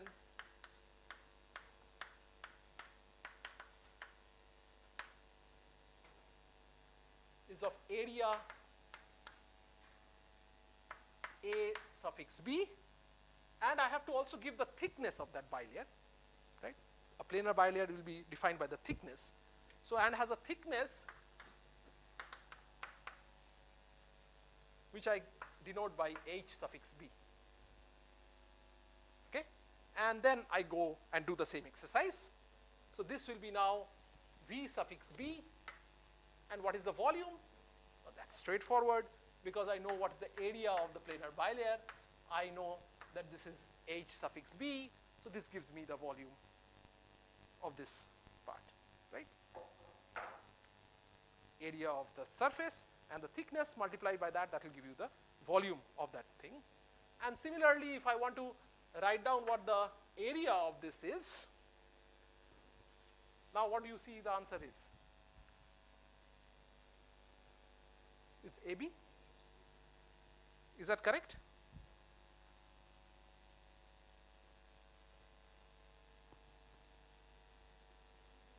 Thank you so much. Yeah. So maybe I'll just use something here different, because I've already used AB here, and I'm in a bit of a bother. Maybe call that A whatever. Okay. I've already made use of that suffix, right? I mean, there are two planes, two surfaces. So I have twice the area, right? That's what that number is, and that's what it is. But I can again do the same. I can divide these two quantities and find out what that V by A is. And what I find is that this becomes equal to HB by 2.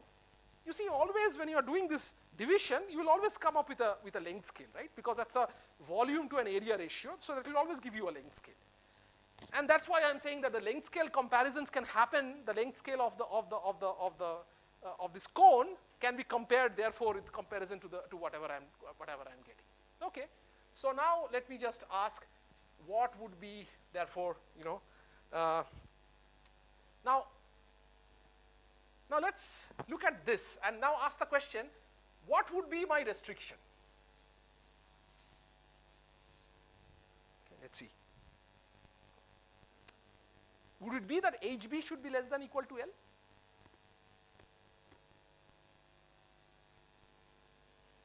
Remember how a planar bilayer is formed? Yes, thank you. So I have this kind of an arrangement, right? That's how I'm forming this.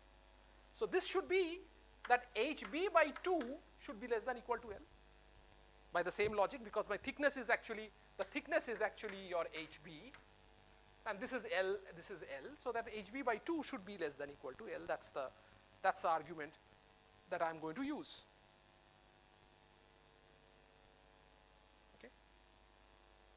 It's kind of setting the limit, so I'm allowed to just pack it completely, like, cannot be, it just cannot go away, which was the coefficient as people I was pointing out that that's not allowed. I'm just going to make it as close packed. Remember, this is a packing parameter. That's where this whole thing comes about. So what does this give you?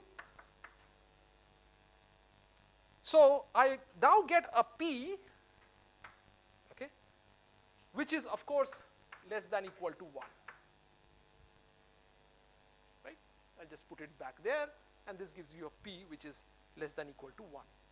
But I already know that I cannot go P equal to half, set the scale for the cylinder, and so this tells me that P actually should be not just less than 1, it should be greater than half, but less than or equal to 1. Okay.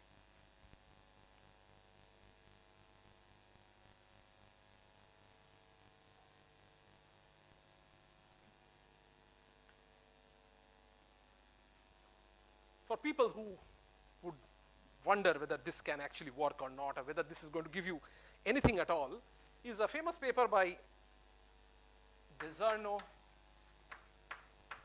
and Cook. There's a Nature paper actually. where they do all sorts of stuff. But this is a PRE paper, remember correctly the references, in 2006/7. So check the dates. The simulation that I was talking to you about, which takes a lipid of this kind of shape and does an analysis with that and tries to find out what this is going to give you. There's some fascinating videos you can look up. It actually gives you a very good approximation, and it will see all these structures forming. You will see the spherical micelles forming. At some level, you'll see a transition, because this is basically giving you a transition, right? It is showing you a transition from a spherical micelle to a cylindrical one to a planar one, and all these, or the other way around, whichever way you want to get it, by tuning what? Tuning the fact that tuning this quantity, which I defined as V divided by L times A. This is the quantity that you are tuning. Yeah? Because frequently when you talk about in the real system, when you talk about lipid bilayers, you are talking about area per lipid. Yeah? So area per lipid. And you can fix one of them and try to come up with some ballpark parameters. So do one of the transitions, show one of the transitions, and try to predict what the other transition would be by figuring out how to change the head group area, which was pi r squared. So I can actually tune this quantity here, which is pi r squared, the head group area, which is of course going to be given by this, and try to see whether I can reach a transition which is going to give me maybe what I predict. I do one transition, come up with that number, and go and try to see whether the other transition can be worked out by doing a reverse calculation, by a prediction, and tell us what that area group or that area surface area should I choose, so that I'm going to go from, let's say, a planar to a cylindrical, or a cylindrical to a planar bilayer. Okay? And that turns out to be very, very, and you can in fact do that and actually see that it actually works. Okay? If I have the chance, or if at some point we can use a computer, we can show that those images or these movies, if I can show you, you can see that they go from each one of these conformations will actually take place. Okay? That's kind of the proof of principle, that it actually works. And there is a meaning to it. Okay? You can get out, so all that I'm saying is that, of course it is crude, no doubt about it. Of course nobody is saying that this is going to be the actual, or I'd say you don't make a big deal about it, but you can get a physical sense of what this system is and what it is doing. Okay? I hope that at least is you can relate to this part of it from a physicist perspective. Okay? Any questions at this stage?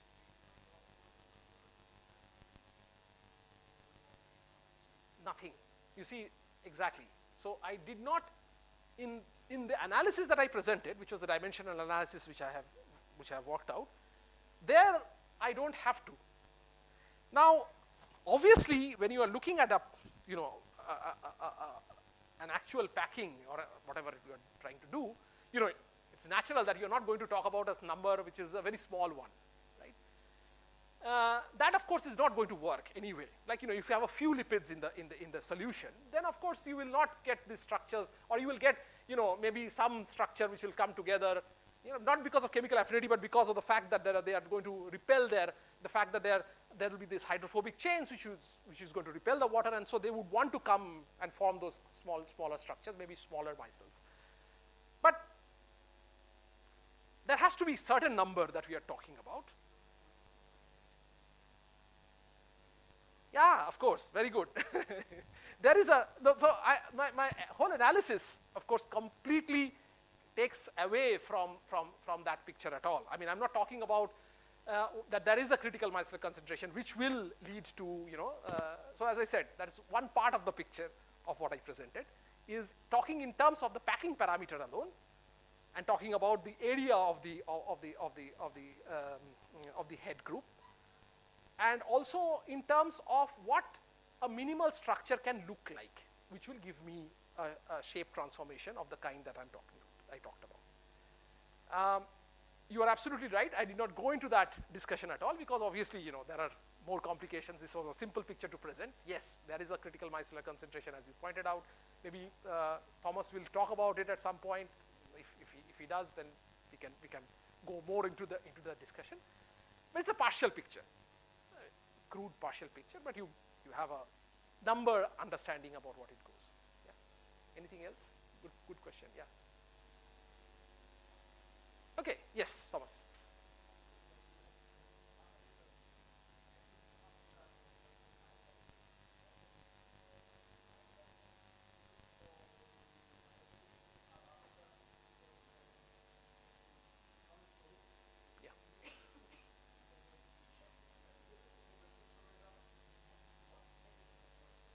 Yes.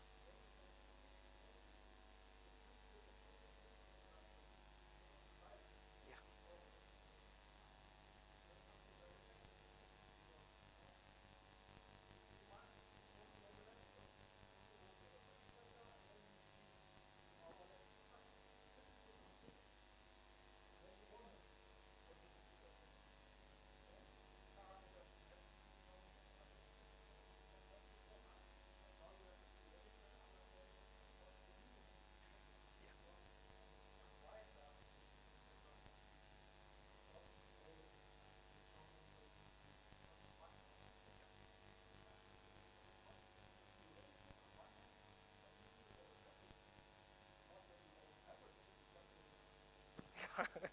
No, thank you so much, Thomas. That's so you can see that, so what we are talking about is not a completely an arbitrary thing.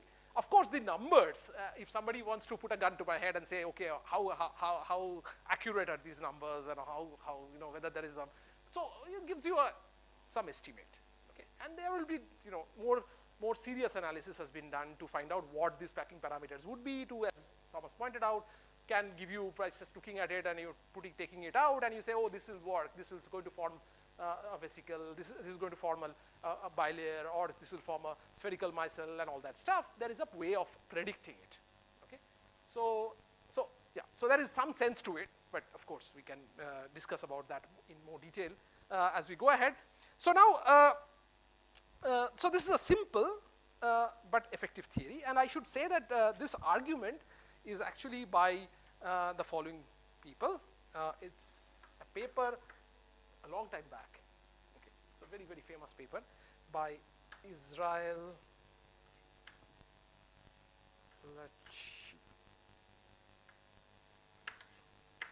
Yeah, did you get the name? So it's a very famous name actually in this area. Okay. Et al. This is in 1976. Not exactly this form, but of a similar kind. Okay, where they talked about a lot of things. I mean, they did a even more thorough analysis of worrying about critical micellar concentration and all that stuff. So you can look up this paper in 1976. The argument that I have presented here is in the lecture notes, and which I am following, and therefore the reference is by lecture notes by Marcus DeZerno, and these are lecture notes which are, so lecture notes in 2007, I think, and then there are, let me just check, yes, and there are recent lecture notes as well which are in 2024. There is also review by Lipovsky, Advances Biology. This is 2022. Okay. Yeah. Just for references. Okay. So I've already exhausted a lot of time. Almost, so I have a few, maybe 10 minutes left. And in that 10 minutes, I'm going to now talk to you a little bit, because this will be, I guess, important as Thomas progresses with his course, is to talk about energy, or, because the question about the membrane itself. Now, I've talked about lipids and the packing and all that stuff, But now let's talk about the membrane itself, because let's say we are interested in looking at these vesicles or these lipid bilayers. That's our main area of interest, lipid membranes. That's what this course is about. So if I delve deeper into it, what does that tell us? So the first thing is to look at an overview of some of these membrane properties. And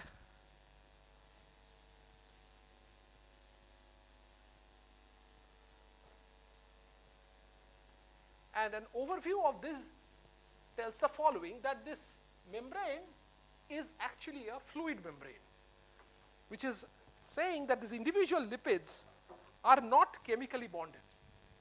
Okay? The individual lipids are not like chemically bonded. They don't like come together. Their reasons of coming together is just trying to reject the water and coming together in that sense. So they are not chemically bonded, and what happens is the lipids can actually flow inside the membrane.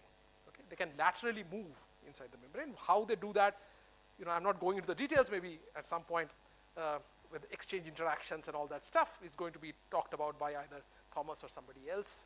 Sharburi, I don't know whether you're going to talk about it, but anyway. So the whole point is that if I'm looking at membrane properties,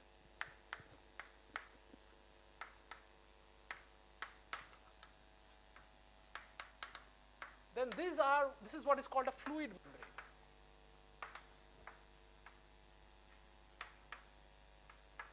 Okay. Now, I say this because of this lateral movement, so it gives you, maybe that's how I'm talking about fluidity, but that's not it's just more subtlety than just that, because I can have local regions which are like frozen, look like solids, right? And that actually happens. In membranes, you will also get, so this is what is called, in literature is called the gel phase. Okay. You can have, regions where this will be like frozen, formed like a gel, not like a liquid of the kind, that liquid membrane of this kind. So, you can go from a fluid phase to a gel phase. Membranes show a transition from a fluid phase to a gel phase. But for most practical purposes of the kinds that we are looking at when we look at biological membranes and stuff like that, we will concentrate on the fact that this is a fluid membrane. We will accept the fact that this is a fluid membrane, and then go ahead with it. Now, one of the characteristics of this fluid membrane, bilayer membrane, as Thomas has pointed out in his lecture, is the fact that if you look at the thickness of that membrane, let's see how many remember what is the thickness that he talked about. How much? What is 4 nanometer? 4 or 5 nanometer? Okay, very good. So the thickness, so you have a lipid bilayer,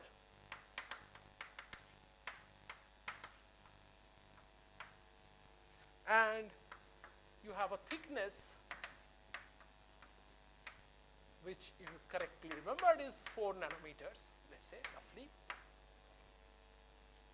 What is the lateral extent of the membrane, typically?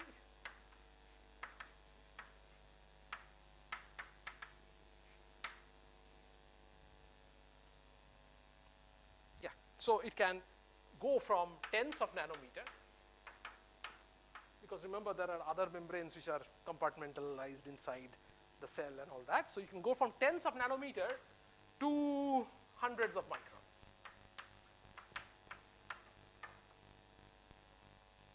Okay, that's the scales that we are talking about. Thickness of 4 nanometer, lateral extent of, it's like this. Yeah, think about it. Thickness, it's probably, even this would be not an approximation, right? Yeah. So therefore, the aspect ratios is tremendous. It's like 10 to the power 4:1. Yeah. And therefore, what you're talking about is, to a very good approximation. Okay. Now, details, as I said, again, physicists, we are going to now talk about, again, abstractions of this kind, where I say that, okay, it depends. Please note that when we have to be careful here. When I say that, okay, I'm going to just ignore all these nitty-gritty details, it's not a statement that these nitty-gritty details do not matter. Yeah. So you have to be a bit more careful than just making that statement. Nitty-gritty details, of course, does matter. I mean, if you ask Thomas or Tripta or Dennis or Shawbury and then ask what are you doing with the actual, finding out what you have to do with this, to get those vesicles or whatever shapes that you are going to get, they will throw anything at me saying that, I know what pain I have to take to ensure that it does, and I have to control so many things to ensure that I get those vesicles correct. But the point here is, what is the scale of the physics that I want to understand? That's the question. Okay. And the scale of the physics that I'm looking at this moment of time is at a much more coarse-grained level, where I'm looking at a complete vesicle. And let's say I'm looking at, let's say I take a vesicle, which often you will find as time goes on, that this will go into this nice shapes. This bilayer will not be like a stranded bilayer like that, but they will form these kinds of, naturally, because this ends will also doesn't want to be in touch with the water, they will naturally form these kinds of very nice spherical vesicles. And these vesicles, what you will find are they fluctuate. Okay, you will see vesicle fluctuations happening. This is from what these fluctuations are. We'll come to that maybe if you have time. Now, if I want to look at those fluctuations and I want to get the scale of those fluctuations, here is a question that would I really need to talk about the level of description in terms of single lipids or the interactions between lipids or the lateral diffusion of these lipids and all that stuff? They are important, but they have already got the membrane and I'm seeing this fluctuation. So I will be able to explain those from a much more coarse-grained sense by just looking at the membrane as, in this case, two-dimensional surface embedded in a three-dimensional space.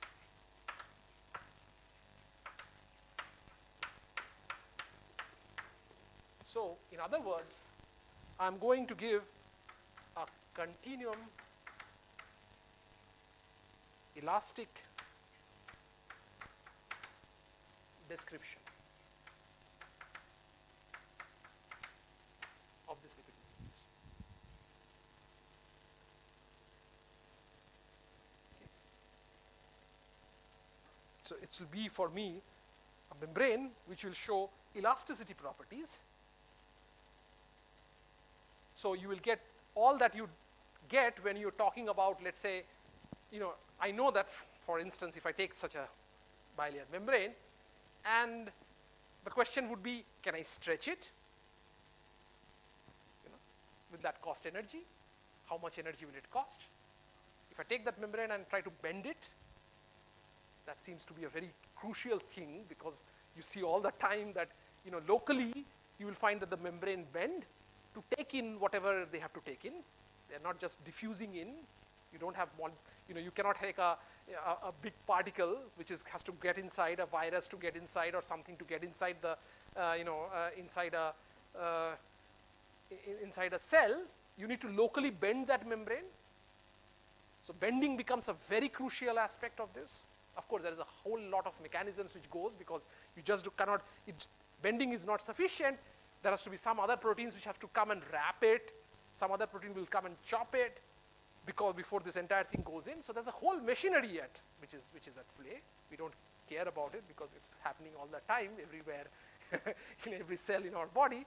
But the point here is that, therefore, we need to look at what are the energy aspects that we have to understand in the context of these kinds of membranes, where the abstraction is here that I look at it as a two-dimensional surface embedded in a three-dimensional space. Now, how long do I have? 5 minutes? Well, I can, but I'm just wondering. I'm just hoping that I'm not scaring the audience here who have to take it now. So now the description will shift. Okay. So first was a description which was a very simple description of how the packing would be to ensure to get these different kinds of these things. Now, the description will shift to looking at these membranes as two-dimensional, surfaces. Now, which means therefore that I have to parameterize that surface. Okay. Now, how do I parameterize such a surface? Okay. And if you remember, if you've done a little bit of maths at some level or the other, parameterization could be a, not an easy process, right? Now, one way of parameterization would be the following, that if I take this, take this paper and I say that it is doing all sorts of whatever it is doing, let's say this is kind of whatever it is, then I say that, oh, this is, seems like I can work with it. All that I have to do is to define, with respect to that flat layer flat planar layer that I have, some sort of a height function. Right? That will do. And, makes sense. Now I change it a little bit. This hold like that, but I try that. Okay? And the function now becomes a terrible one. Because it's, if I take a pencil and just punch a hole, yeah, at a given value, I have 1, 2, 3. This makes it shaky grounds. And there is nobody who can tell me that this doesn't happen, this will happen, this could happen. Situations like that happen. So a more correct description would be more complicated one as well. But we are going to let go of that complication and say that maybe it's more, we are going to ignore one of these kinds of examples. One sort of complication, as I said, is what are called overhangs. These are called overhangs. So we ignore overhangs and say, oh, I don't care about the kind of surfaces that I'm looking at, will not have such kind of overhangs, but it will be like that. And so height function is going to do. Or rather, if I look at this kind of and I have a, then at every point I should be able to map to some x and some y. So this is, let's say, x, this is y, this is z, and I can define a function which is f, which is a function of x and y.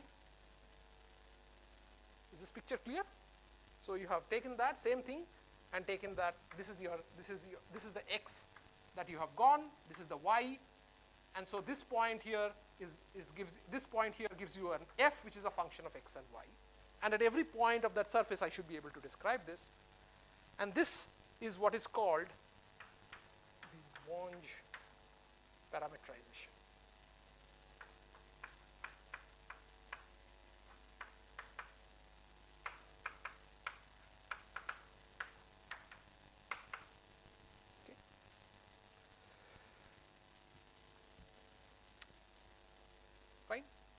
Now,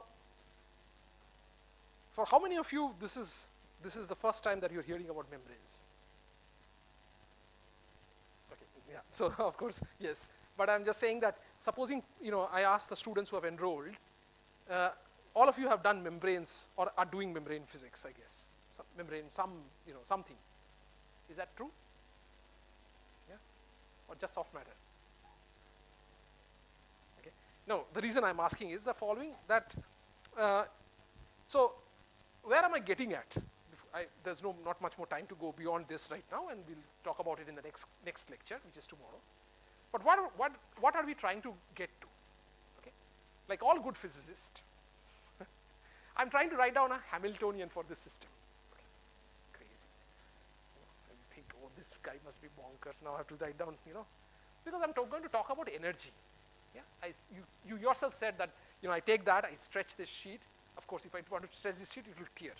In fact, stretching is extremely expensive for a for a fluid membrane.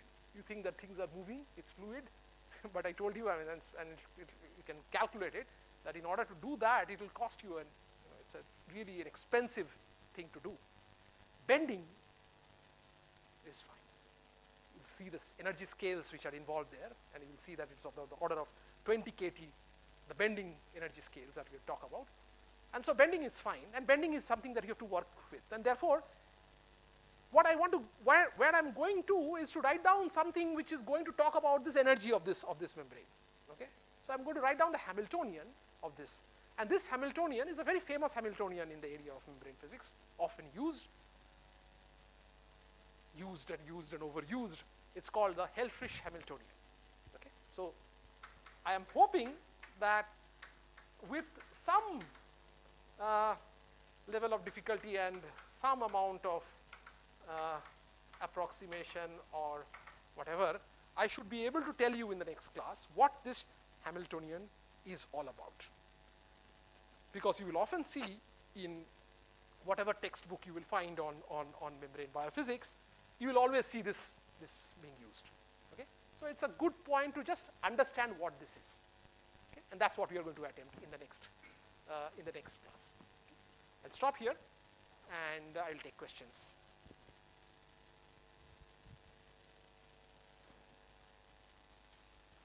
Enough questions already? Yeah? So don't get scared about what I'm going to talk about. There will be some mathematics. I do not want to get into too much details about it because obviously not everybody will be able to, for them, some of you maybe it's a bit too much, but we'll see, just maybe doing Taylor expansion. How many of you are okay with Taylor expansion or not okay with Taylor expansion? Let's see the hands. I'm seeing all, not okay with Taylor expansion. Okay, maybe we'll try to see whether, where we can get to. Okay. Right.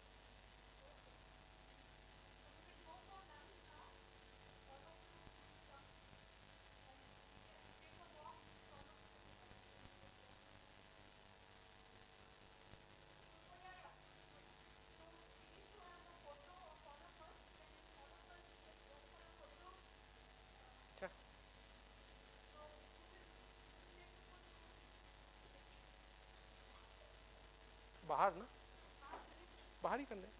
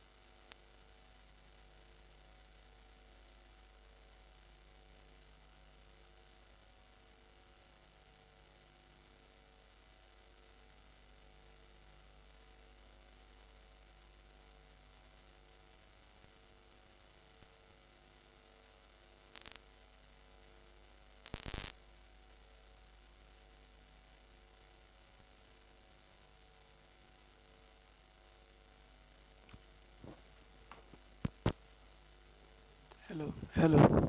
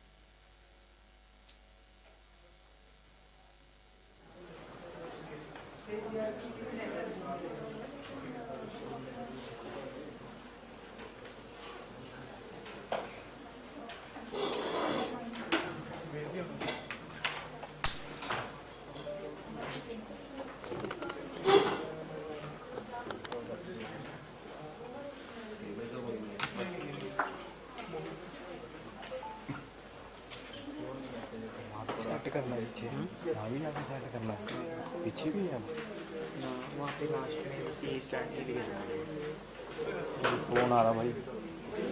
हाँ phone करना sir को, मैंने volume बंद कर रखी है, आपने phone की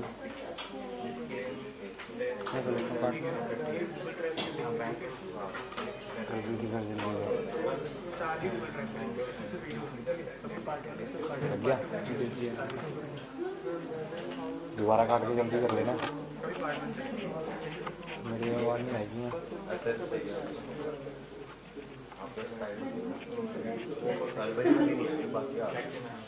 जी सर वो फ़ोन करे तो नहीं ये लो। हेलो जी जगह तो है अभी उसमें बाकी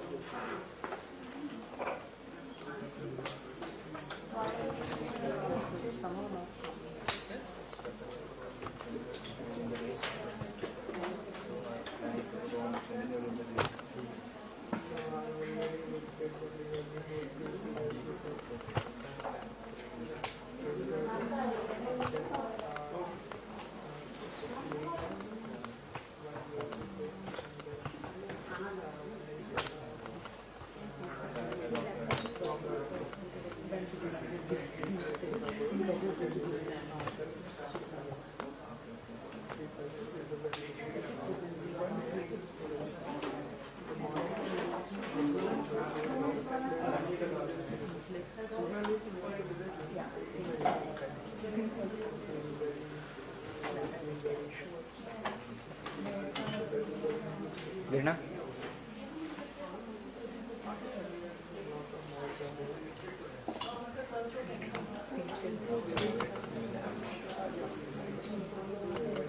मेरे साथ हमेशा होता है।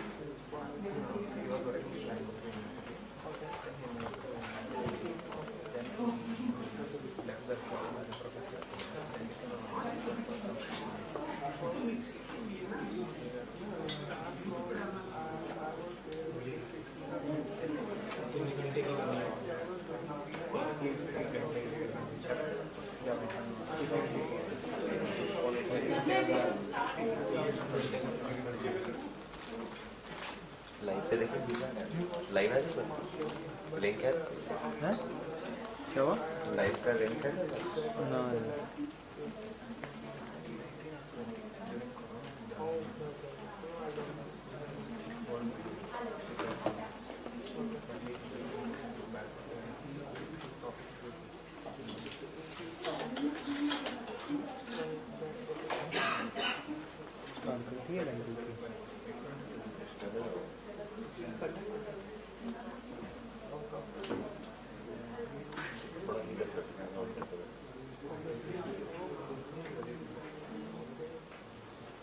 I can just start the top part one because that doesn't have any.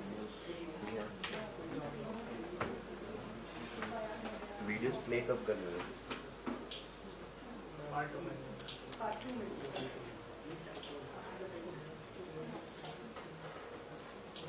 It's okay. Let's start.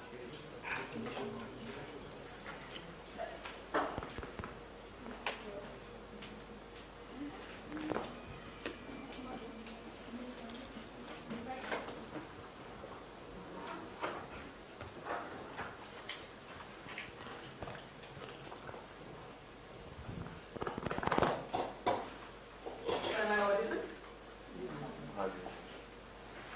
So, yeah, good afternoon everybody, and it's a great pleasure to be a part of this course. And what I'm going to talk to you about is essentially membrane stiffness measurements.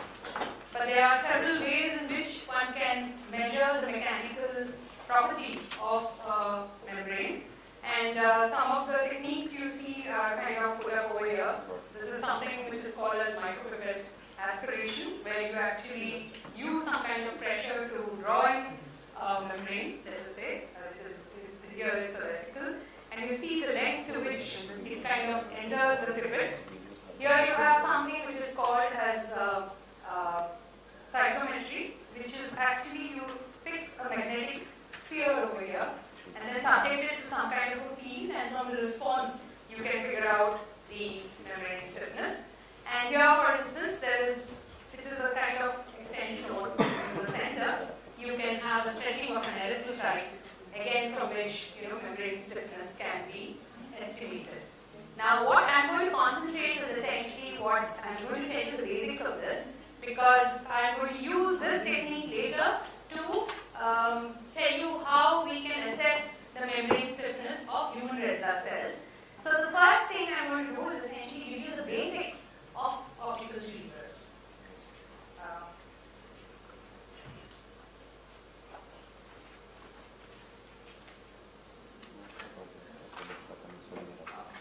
So what I'm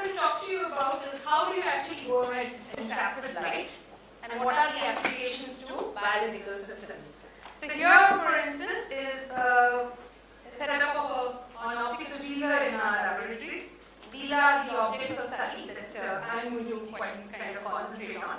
And this is the cartoon which tells you about the construction or the working of the tweezer. So moving on.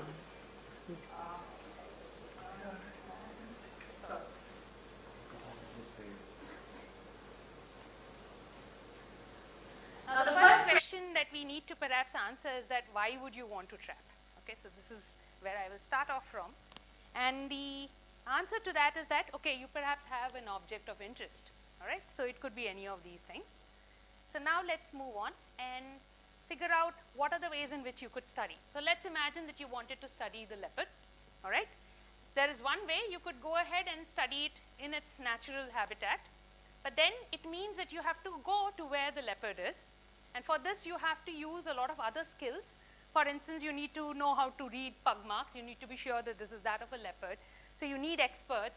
And then for a long amount of time that you have spent, you may have success. All right? So essentially, the engagement has to be for a very long time. And in that time, you may or may not have success. And when you have success, of course, you have a chance of studying the animal in its natural habitat. The other is that you actually confine the spatial location of the animal. Not that I'm advertising that such things should be done. But then you can have longer interrogation times, and thereby you come with a lot of information in a very short amount of time. However, we have to admit that the behavior of the animal is going to be influenced by the fact that you have confined it spatially. In other occasions, in the tweezer, you can sometimes use it to your advantage, and that is what I'm going to try and convince you about. So now, if we are going to trap with light, we have to understand what light is. Okay, so as a physicist, we would say that, okay, it's electromagnetic radiation, there is, a wavelength which is associated with it. It is emitted by objects like stars, electric bulbs, lasers, etc. What is light? It is essentially a transfer of energy, and it contains energy in packets which we call as photons. Okay, so this is, we will just go with this basic knowledge. Now, here are certain signatures that we know of light, and these are basically, what you see over here is the Newton's rings, which are studied in physics laboratories the world over. And this is a kind of a diffraction pattern. This is patterns on thin films. So these are the standard known signatures of the wave nature of light, right? But then you can have interaction of light and matter, and usually we think in terms of absorption. Okay, so light, the energy can be absorbed. It can be emitted. It can be just sent through. So you can have transmission, and then you can have reflection and scattering, right? So let us move on. The one thing that normally a lot of people don't talk about is the fact that light also has momentum. Okay, so it can transfer momentum onto the object it is falling on. And the most spectacular example that we all know of it is essentially your comet, right? So you can see that as the comet approaches the sun, it has this brilliant tail that actually goes out, right? And that is essentially the particles that are being pushed away from the comet because of the light pressure from the sun, right? And actually you can see two tails. So it's the charged particles actually take a slightly different route, but can we perhaps switch that off? Yeah, so take a different route, but this is one of the most spectacular examples, I would say, about the, fact that light actually carries momentum. Now, let's move to the next slide. Yeah, so thereby, there is this whole concept of radiation pressure, right? And how we can basically, this is just a mathematical formula which tells us, how we can calculate this momentum. It just tells you that the momentum will be this Planck's constant divided by the wavelength. And this is, of course, for a single photon. And then depending upon the intensity, you will have more momentum transfer. But then Newton's second law of motion tells us that the resultant force acting on an object is equal to the rate of change of momentum. So now if you are having momentum which is being transferred to an object, obviously there's going to be a force. Now the question is, can you now use this force to actually spatially confine a small object? Okay, so this is the question that was asked by this gentleman. Okay, so this is Arthur Ashkin, all right, and he basically asked this question and he started off experiments on this, all right, And these are some of the pictures which I have taken from his first paper, which I have put the reference over here. And it's a very interesting observation that he made. So you essentially have laser light which is being focused and sent like this. This is a cell which has certain very tiny particles, microparticles, all right. And what he found was that these microparticles were drawn towards the center of the beam. Once they were in the center of the beam, they actually started moving in the direction of propagation and then got held against the far wall of the cell. Now, how do we know that it was the light that was holding them? When he blocked the light, they fell under gravity. Okay, so it was obvious that it was light that was doing it. So then he could go ahead and make this kind of an arrangement, which are two counter-propagating laser beams, and then he could have a microparticle which was trapped in between. However, this was again not a very good trap because actually the particle could leave, you know, from the sides. It was not a very great trap. So he decided that he is going to go ahead and design a very good optical trap for this. So what is exactly happening over here? So there are essentially two forces that are at work. The first force is the scattering force. So now how do I explain it? So let me explain it in terms of, let's imagine this is an atom. There is incoming light. Now the atom, let us say, absorbs that incoming photon. It of course goes off to an excited state. Now along with the energy, of course, there is momentum that has been transferred. So the momentum is going to be transferred in this direction. So this atom gets a kick in this direction. Okay, so it is all in the direction of propagation of light. Now this atom is not going to stay in the excited state forever. It is going to de-excite. Once it de-excites, it's going to send out a photon. That photon, re-emitted photon, could go off in any direction. It has no reason to go only in this direction or here.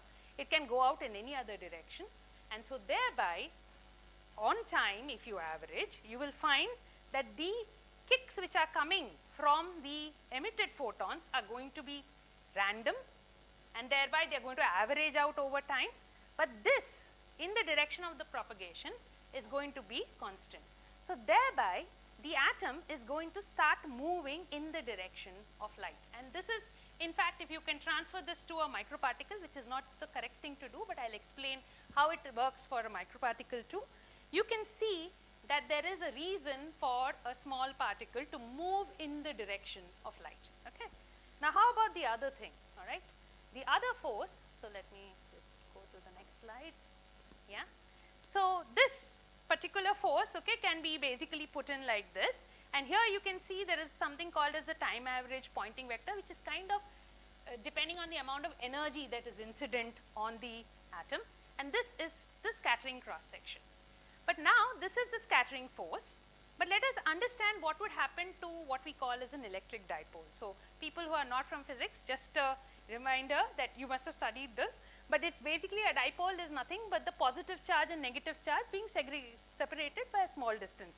And even a neutral particle in an electric field, this can happen. So it can develop a dipole.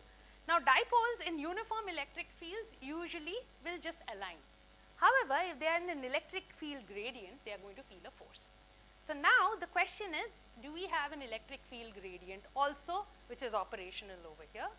And what we will find, okay, so this is just a lot of math, but let us just look at this. This is basically the dipole moment, as we call, and this will be proportional to the electric field. I have put a lot of things under the carpet. This polarization is not really a scalar quantity as it looks like over here, but let's not get into all of that. But this is a dipole moment, and the stronger the field, the stronger the separation, let us say, between the positive and the negative charges. And now the force is something which is proportional to the negative gradient of the potential. The potential is going to be the interaction between this dipole moment and the field, which is what we have given over here. And then if you take a gradient of this, you will find that there is an E dot E term comes over here, that is the electric field square, which is nothing but the intensity. So if you create a gradient in the intensity of light, you basically subject an electric dipole to a force. Okay, so that is what it means. So this, of course, is an explanation where the particle size is much, much less than the wavelength, and this is what is called as the Rayleigh regime. But you can now understand that a gradient in the light intensity can also subject an electric dipole to a force. So we have now come up with two forces. So let's now discuss how we are going to set this up. So a light source of course is required. So one can use a laser, all right. A huge advantage, monochromatic, highly directional, intense, okay. So we set up a laser, and the next thing is that you have to, so scattering force of course is going to be a part of it. Moment it is inside the light, there's going to be a scattering force. How do you set up gradients? So to do that, you firstly, let's think about how it looks in a laser beam. So a typical laser beam, okay, in one of the most common modes of operation would be like this, okay. So this is, you're looking along the beam direction. It is most intense in the center, and then the intensity basically falls off to the side. The intensity profile could look something like this. This is a function of position and central, and then maximum intensity at the center, and it falls off as a Gaussian, okay. So now what you realize is that obviously there's an intensity gradient in the radial direction. So that explains what Ashkin observed, that little particles were being drawn towards the central part of the beam. But now of course in the central part of the beam what's going to happen is that the scattering force is also going to be enormous, because many more photons are going to be incident over here on the particle than over here. So as a result, the particle is going to then start traveling along the direction of the beam. Now you need to thereby create an extra gradient force which will counter this. So how do you do that? And that's very simple. Use something which will focus the beam, right? So you could use either a lens which focuses the beam or a mirror. This is the conventional choice, all right?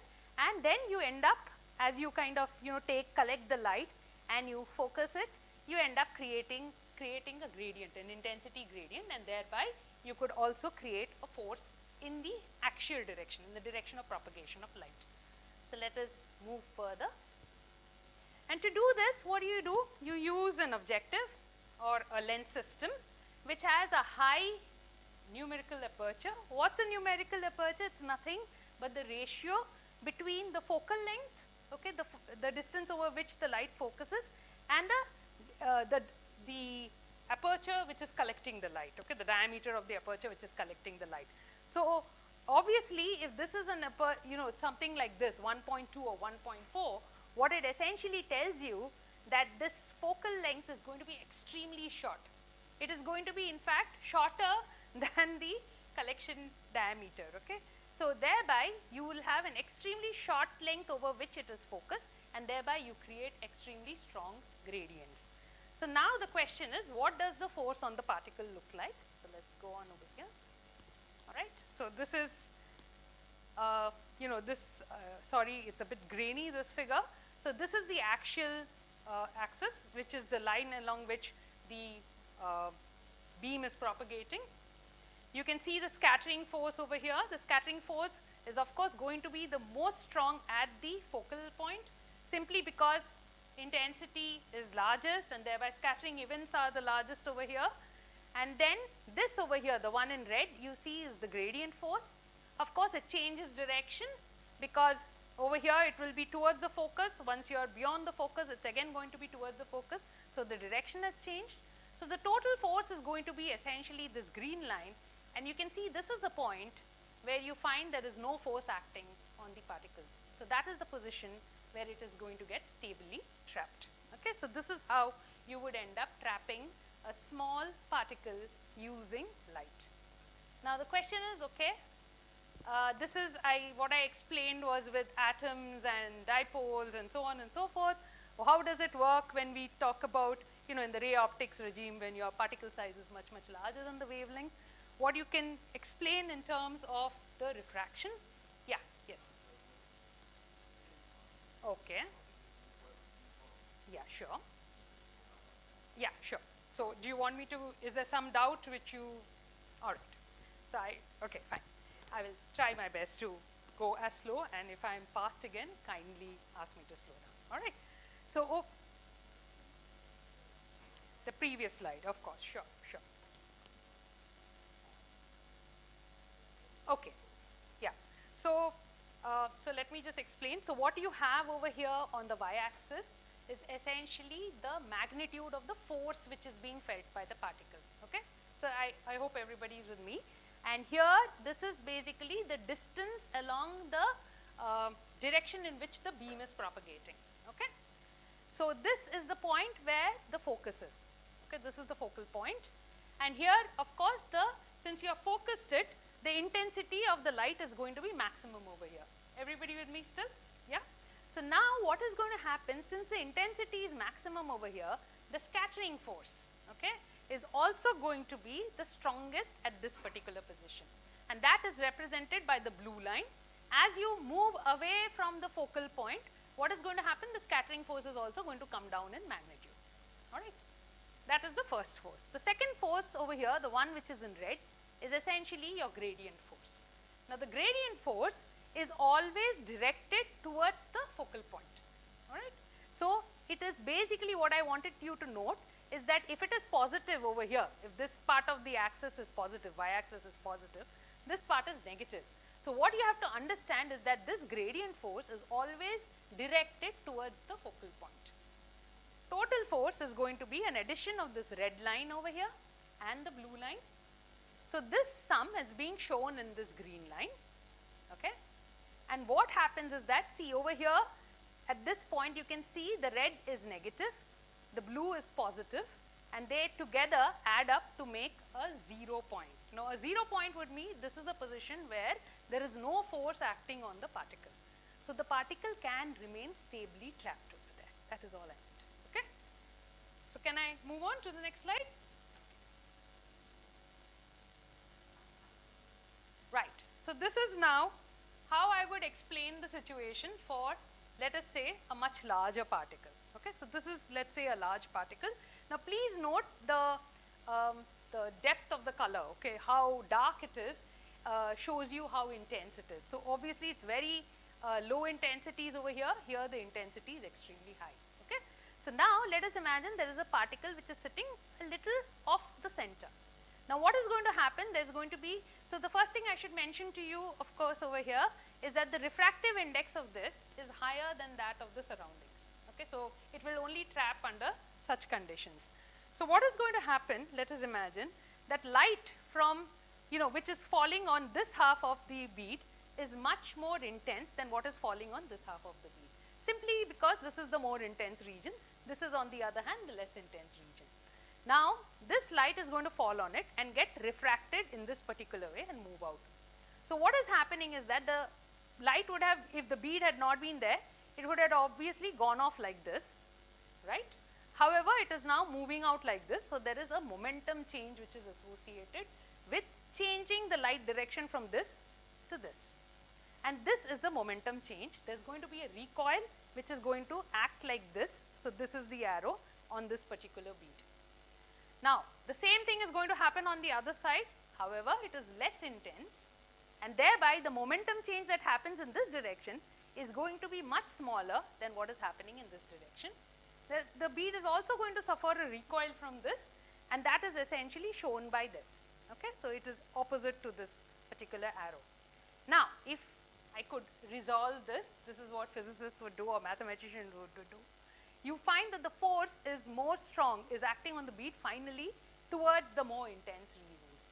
So this bead is going to feel a force towards the more intense regions. So essentially it is going to get trapped in regions of the laser where the intensity is the strongest. Okay? So now that we understand this, just a small, because I find this extremely inspiring. Arthur Ashkin was awarded the Nobel Prize in Physics in 2018. Okay, and it was given for groundbreaking inventions in the field of laser physics. And half of that prize, it was actually shared by 3 people, and half of that prize went to Ashkin for optical tweezers and their application to biological systems. Now, this is the paper which came out in actually 1986, which had the first working optical tweezer. And in that you can see he basically trapped particles from 10 micrometers to 25 nanometers in water. Now what I want you to see is the next slide. Okay? So these are the progression of papers which were published on the same area. 70, if you remember the figures that I showed you, 1970 was the first attempt at the optical tweezer, and 86, 16 years of effort when the first working tweezer came out. And in 18 was when, at the age of 96, that he received the Nobel Prize. So what is a very important message for all of us is that if you really believe in something passionately, never give up, okay? So I think it's a very, very inspiring tale for us. So now let us ask the question that, okay, you have trapped a small particle, what are you going to do with it, all right? So the first thing I would like you to understand is that when there are small particles suspended in water, this is what you would see, okay, a Brownian movement, all right, of the particle. Now the question is, how do you actually qualify this Brownian movement? This is happening because this is the particle, it's constantly being bombarded by all the, you know, water molecules. Let us say it's suspended in water by the water molecules about it. So it is essentially doing what we call as a random walk. So these are certain trajectories that you can see, you know, which are happening. It's a random walk. However, there is some, what do you call, you know, this for instance is a very important thing. It tells you the probability of a certain amplitude, okay. So for instance, it's hit, it moves a certain distance. So that amplitude, what is the probability of that amplitude? And you can imagine that as the amplitude gets larger, you're going to have the probability also fall down. So basically, larger fluctuations happen at lesser frequency, all right. Now this over here is something that we called a power spectral density. And a power spectral density essentially tells you what is the, you know, the energy content at different frequencies, all right. And this basically, in the case of a pure Brownian motion, will follow a 1 by f square kind of a behavior, okay. So let's not get into too much detail over here, but basically you have to understand that basically this power spectral density kind of falls off, and it falls off with a slope of -2 for the frequency, right. Now this is the case of a free Brownian motion. But now what do we have? We have a particle which is sitting inside a trap. So obviously it is not an unrestricted Brownian motion. So let us see what happens in that case. So you have this particle over here, and it is trying to undergo Brownian motion. When it does small little fluctuations, it is exactly the same as Brownian motion, all right, which is unrestricted. However, if it tries to do large fluctuations from this point, it is going to start feeling the fact that it is going to be in, it is in a trap. So to put it in a very trivial example, a trivial analogy, your leopard which was in a cage, if it just does small perambulations in the cage, it may not even realize that it is in a cage. But suppose it really wants to run, okay, in a particular direction, it knows then its behavior is going to be modified. Why? Because it is actually confined, right? So this is precisely what is happening. It was a very trivial example, don't take it too far, but nonetheless, this is how we can understand that small fluctuations are going to leave the bead behavior unaffected. However, when it tries to do very large fluctuations, it is going to feel the effect of the trap. Now, let us ask the question, what is the frequency with which the small fluctuations will happen? They are going to happen at very high frequencies, right? More small fluctuations, and as I showed you with that probability, large fluctuations are going to happen at smaller, you know, frequency. So thereby, only when I go to very large fluctuations, which is going to happen at the small frequency end, I'm going to see a change in the behavior. So now let me just show you the next one, okay, next slide. It has changed.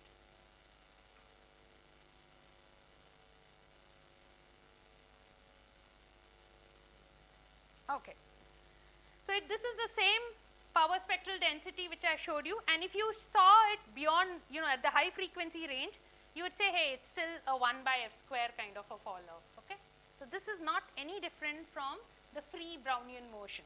However, when you go to the low frequency end, you start seeing an effect of the trap, okay, and you see that it has been modified. So this is what we call as the modified Brownian motion, and essentially this frequency at which there is a crossover from the free movement to the trap defined movement, okay, is what we call as the corner frequency, and this in some sense tells us about the strength of our trap, Okay, so how strong is the trap?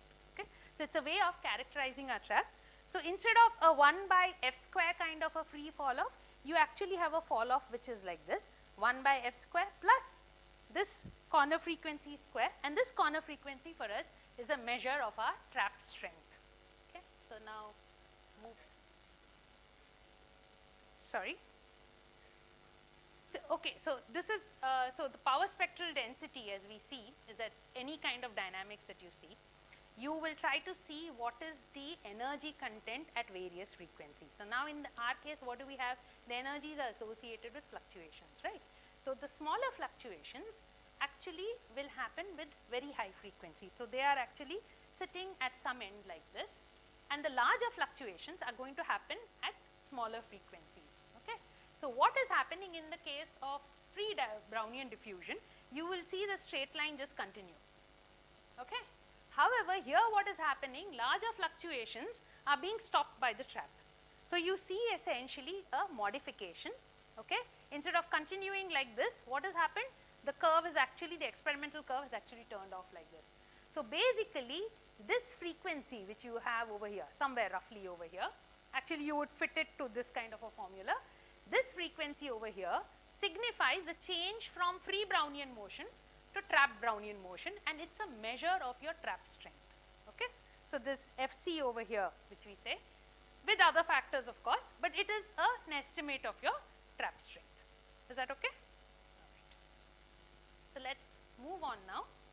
So, okay, I think this is a kind of a repetition of the same thing, except let me just point out to you that the corner frequency, as I said, is an estimate of your trap strength. Your K is actually your trap strength. But there is also this factor where gamma is some kind of a friction coefficient. Now this depends upon the fluid you are surrounding the particle with. So if you surround it with water, it will be one thing. If you surround it with glycerine, it will be something else. Okay, but you could also put something which is even more complicated. Okay, so I will come to that now. Right.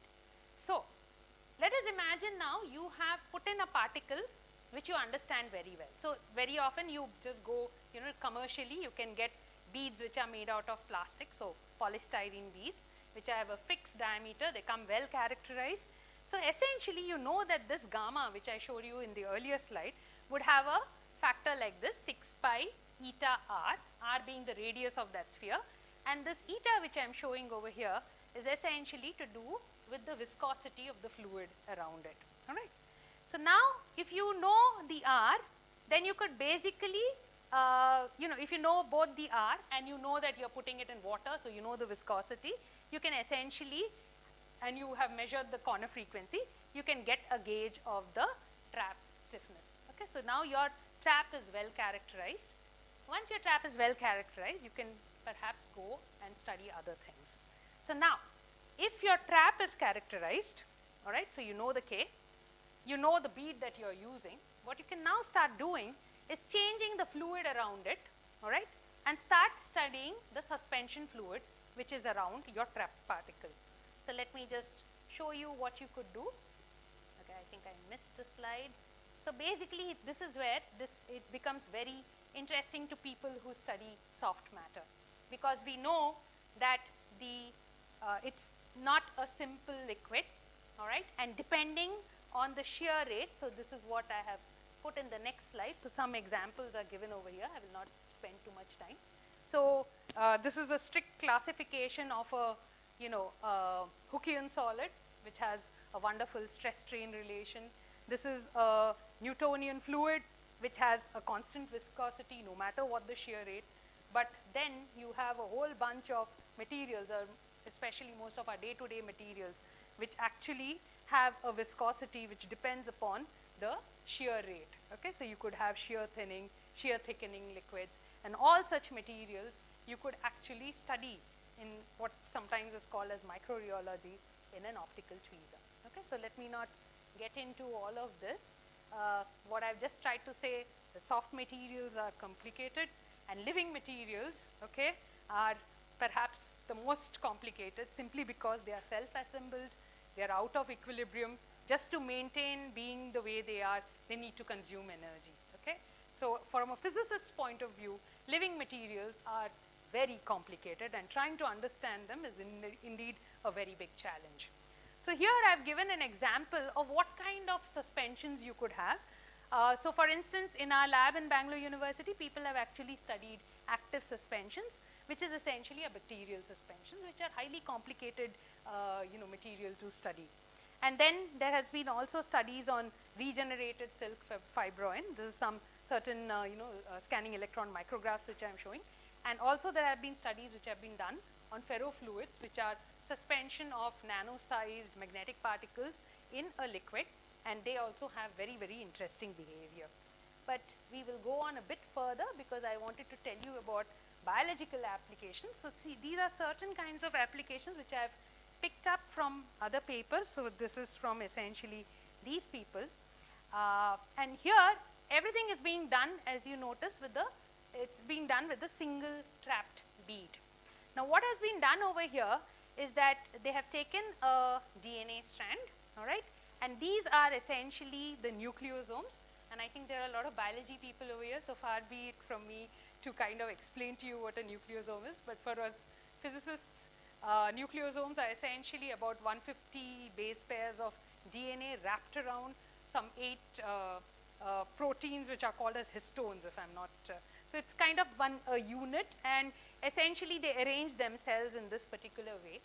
Now what has been done over here is that this strand of chromatin has been attached to a cover slip over here, and the other strand has been attached to a bead which is trapped. Now what is being done over here now is that the cover slip is being made to move, all right? And what you get essentially is a force extension kind of a graph. And what you can see in the low force range, there is an extension. And then at the high force range, what you start seeing is this sharp jagged peaks. And each of these represent what is called as a disruption event, which is basically the unfolding of a nucleosome. Okay, it's basically unraveling. And if you can count the number of disruption peaks over here, it basically kind of tells you the number of nucleosome core particles which were sitting on this entire strand. Now this force extension curve has been done also for a naked DNA which had no nucleosomes, and that actually should have looked like this. So you can see how different it is, and it is a way of studying what is really there on a DNA strand in a very different way using just mechanical force. So now let me go to another example. So these are live cell experiments, and here you have this, actually 2 experiments have been kind of described over here. Here you have a cell, all right, and there by a ligand binding on a, so you can basically have the microbead that you're trapping coated with certain kind of ligands which will essentially bind to a cell membrane. Now what you can do is essentially you start the trap movement, so the trap starts moving away, and at some point of course this is going to give up, all right. The strength of the bond is not going to be strong enough, and it is going to basically disrupt. So this is what you see over here. This is again a force distance curve. You can see that this is the extension, and then you finally have a flattening. So this is where basically the ligand strength, bond has given up. Now what is interesting over here is that there are of course different factors which are going to contribute to when it is going to snap. And you could actually change those characteristics, the suspension fluid, the chemical environment, and so on and so forth, and see where does this actually happen in each of those conditions. So this is another way, interesting way in which you could study how strong these particular bonds are. The other thing that could be done is essentially over here, this is another experiment which has been just shown in the same slide. You could have a bead which is basically pulling a part of the membrane along with it. So this is basically a tether which is formed, and the tether is being pulled away. The trap is moved in this particular direction, and this is the force distance curve which has come out of this. And you can see that this point is where the tether is actually forming, and then you can see that this is a place where it has actually given up. Okay, the tether is disjointed from the trap, and this particular one tells you about 3 such events. Okay, so there were actually 3 tethers which formed, and they got disrupted at 3 different points. Okay, so this is yet another way in which live cells could be studied, and what is their bonding strength with other other chemicals and so on and so forth. Here you have now not just a single trap, you have a dual trap, and this is basically where you have a trapped bead in this first optical trap which has been attached to a DNA, and here you have another one which is which is a moving trap, and the DNA is trapped to, is been tethered, or sorry, I should say attached to the bead over here. And then you have this trap which is being moved. Now remember, the movement is done in a very calibrated, in a very controlled fashion in all of the experiments that I'm telling you. And what you see over here is basically the behavior when you get into what is called as an overstretching transition. Now this overstretching transition, what does it mean? So each of these, this particular DNA, I believe it has been taken from a phage which attacks the E. coli bacteria, okay, and this has a contour length of about 16 micrometers. So contour length, I guess, is the length, the maximum length to which a DNA molecule, so if you kind of add up the lengths of the individual components, that would be basically the contour length. And when it has been pulled beyond the contour length, as you can see, of 16 micrometers, you start seeing the overstretching transition, and basically the DNA will now disintegrate, okay. Now this particular behavior again depends upon the different environmental conditions, and you can see when this disruption event will actually happen under what kind of chemical environment. So this is another way in which you could study. And let me show yet another application, and this is again to do with red blood cells. I'll be returning to red blood cells in the latter part of my talk. And this is again a red blood cell. So there we had a DNA which was attached with two beads sitting in two different traps. Here you have a red blood cell which has been attached to two beads, and the two beads are sitting in the two different traps. Now what is done over here is not just a lateral motion of the second trap, but rather an oscillation. So a to and fro motion of the trap. Now what you see over here, so this is just a top view of the whole thing. So this is your red blood cell, and these are your two beads, and they can be, this bead can be essentially shifting between this position and that position, and this has been done at the frequency of 200 hertz. So 200 times it will be essentially moving from doing a to and fro motion in a second. So what you see over here, the red curve, okay, is essentially following the motion of the bead, of the trap, the signal that you have put on the bead to make the movement happen. So this is essentially going up and down at 200 hertz, all right. So this is the time axis, this is your position. Now what you see over here in dark is essentially the behavior of the bead which is sitting in that particular trap, and you can see it almost follows the red line, okay, it almost follows the red line, okay. So it is a little out of phase, but it is almost following the red line. And the dotted line that you see over here is essentially the movement of this bead.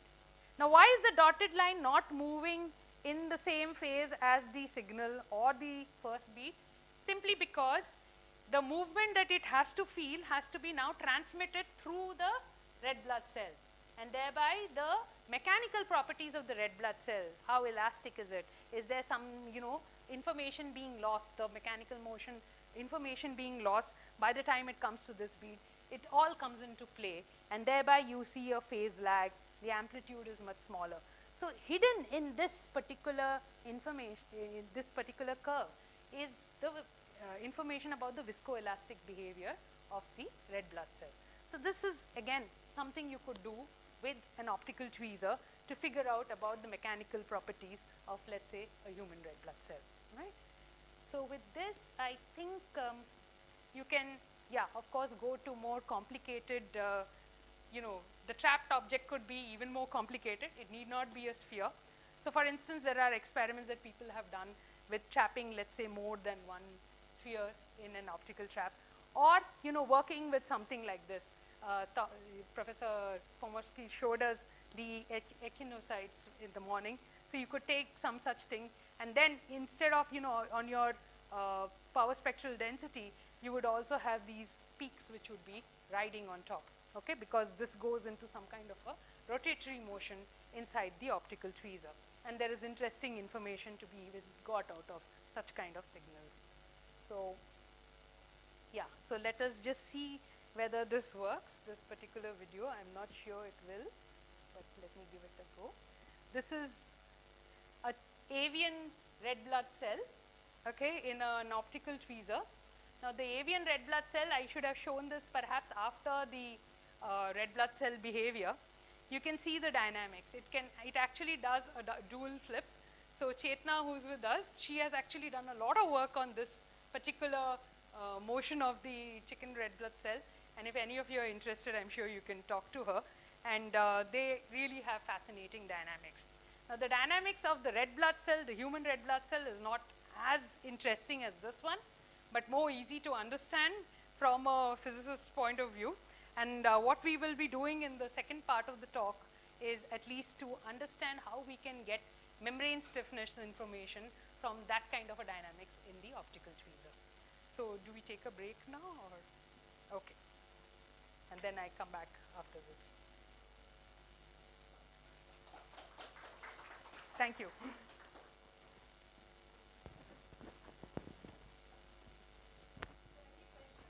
Yeah, I'd be very happy to answer any questions if there are any. Okay, so that is a very complicated thing. I do have the papers from which I've taken it. I will share it with you, okay? I personally don't do that, so I really don't know how exactly they are attached to the beads. Sorry?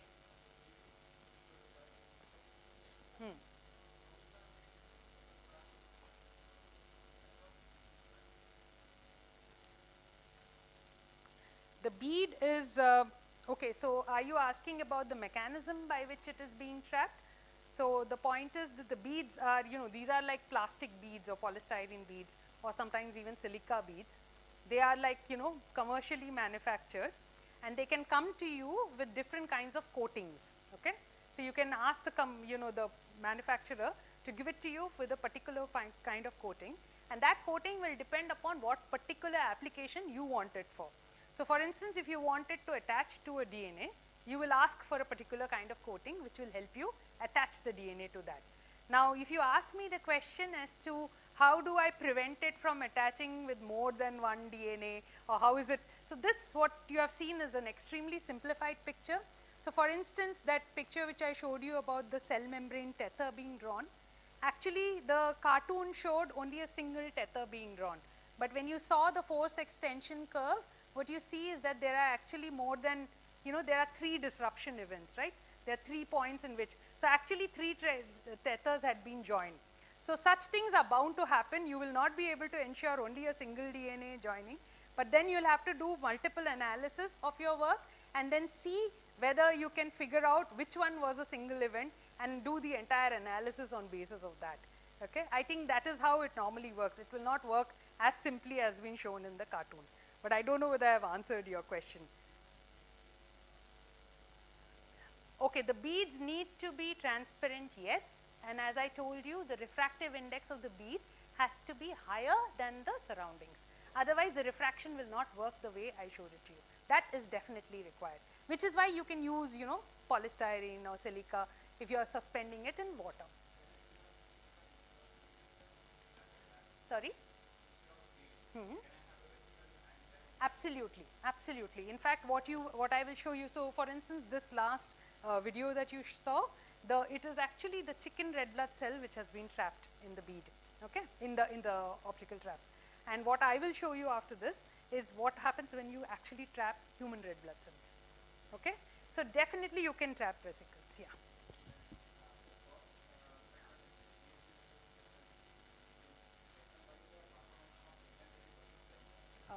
The power spectral density is what you're talking about, yes. Yes, yes. You do a Fourier transform basically, yeah.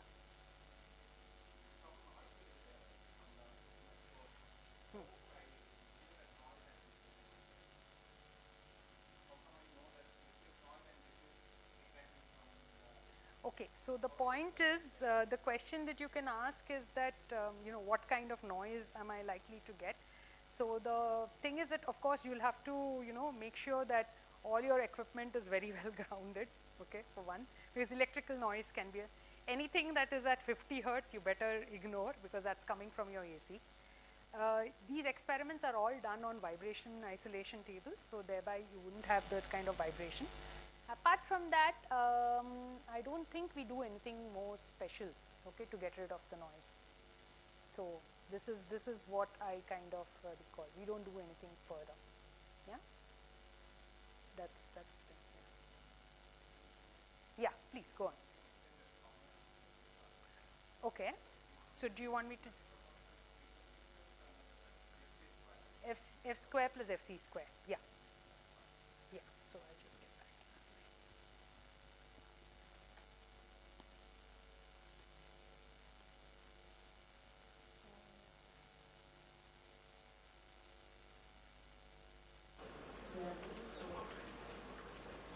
So let me just, this is a slide I kind of jumped over. So what you can see over here, okay, this is basically your frequency axis. So it's of course in a logarithmic scale, and this is essentially your the power spectral density as we call it. All right. Now what you would essentially do is whatever you just said. So since I kind of skipped over this, you got it. What you essentially do is you measure the position as a function of time. All right. I kind of skipped over this entire thing, and then this, of course, is in the time axis. It's how it's behaving in the time axis. A Fourier transform of this is done, and then you get it in the frequency domain. So you get the frequency, and this is your power spectral density. Now, what you should have had, if it was maybe the earlier slide has demonstrated this better. If it was a pure, let me go back one slide further. So here you have basically a power spectral density, okay, of a free Brownian particle. Now just note that you have again the logarithm of the frequency over here. Please note that the power spectral density, it follows a 1 by f square at high frequencies as well as low frequencies. There is absolutely no change. Right? Now, when you come to a trapped particle, this is what you measure. The colorful graph, that is what you measure. So what you are noticing is that the behavior is essentially modified below a certain frequency. So the way I kind of have explained it right now is that what is really getting affected. So the Brownian portion, of course, there is going to be fluctuations, there are going to be small fluctuations, there are also going to be large fluctuations. When the particle is doing a small fluctuation, it basically doesn't even sense the trap. Okay? So the behavior is completely like that of a free particle, free Brownian particle. Now, what is the frequency at which small fluctuations are going to happen? They're going to happen at large frequencies. Right? You can see a lot of events which have very small fluctuations. So essentially, that is this part of it, the high frequency. So there you can see a 1 by f square kind of order. Now, what is happening over here is that you are now basically trying to see the number of events which are large fluctuations. Now, it's at large fluctuations that the influence of the trap is being felt. So, as a result, what is happening is that your power spectral density is getting modified, and it should have actually gone like this if it were a free particle, this straight line that you see over here. However, it has gotten modified and flattened over here. So now what you could do is you can fit it to a graph like this. So please note, instead of 1 by f square, you have now a 1 by f square plus fc square. So this fc is now going to give you a gauge at where this transition into feeling the influence of the trap is going to be found. So you can well imagine that you had a very, very strong trap. Okay?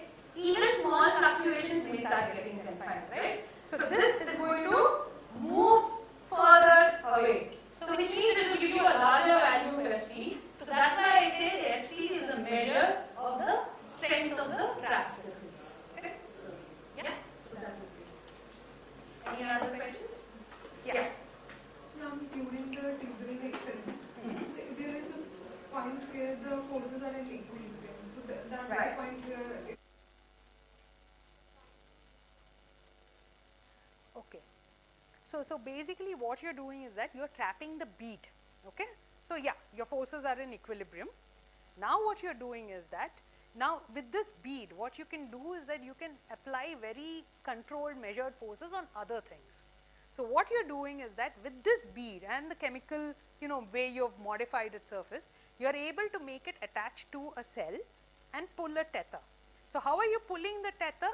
You are actually moving the optical trap itself away with the bead, okay. So the cell is in one place, the tether has been pulled, and you are now observing the behavior of the bead and seeing how far you can go till there is a release, and when that releases, you can actually see a change in the behavior of the bead itself. So remember, in all those events, it's the bead that is trapped. The bead is then attached to something else that you are interested in. It could be a cell, it could be, let us say a DNA strand, it could be, what else did we say, red blood cell, okay. And you are basically observing the behavior of the bead itself, okay. You're not really observing the behavior of the cell. You could be looking at it under a microscope, but what you are seeing is the dynamics of the bead now. So obviously when the trap is moving away, the bead is not moving that easily with the trap because it is attached to the cell, right, through this tether. And at some point it will revert back to its original behavior, at which point you can figure out that the tether has been moved away. You know the speed at which you have been moving the, the entire trap, okay, the stage which, how fast it has been moving. And from that you can calculate exactly at which point that detachment happened. And that will in some sense tell you about the strength or with which you had been, the tether was attached to the bead, okay. So this is, so remember the bead is the one which is trapped, okay. Over here nothing else has been shown except, as I told you in the last slide, where you had actually trapped an avian cell, avian red blood cell, yeah, to be more specific. Yeah, any other questions?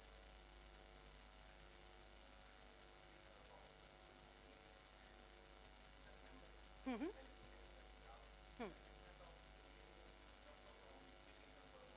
Mm-hmm.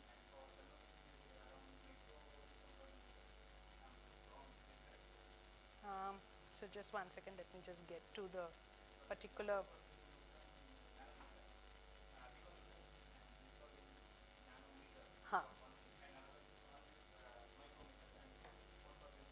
This is, you're talking about the cell, right?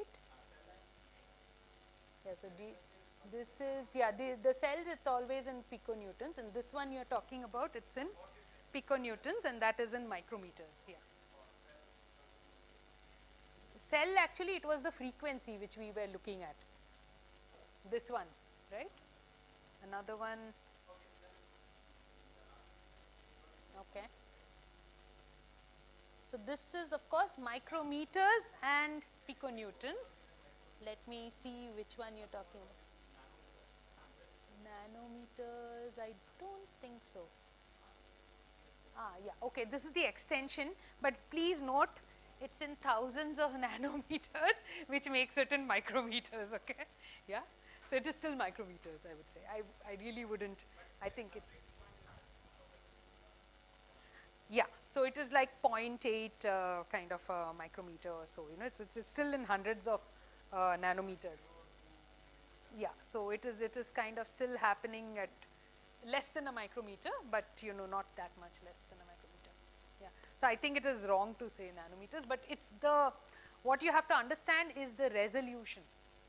You can see over here, right? So the fact that you could actually count the number of disruption. So these are happening, the distance between each of these is in nanometers, okay? So that is the point. So it is really a fantastic experiment in my opinion. All right, so each of these, you can see the extensions are, between them, they are really in tens of nanometers, I would say. Yeah. Okay, any further questions? So, come back, yeah.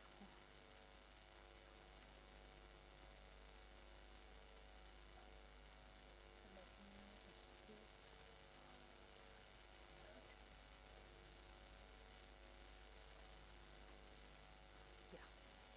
So I have taken off my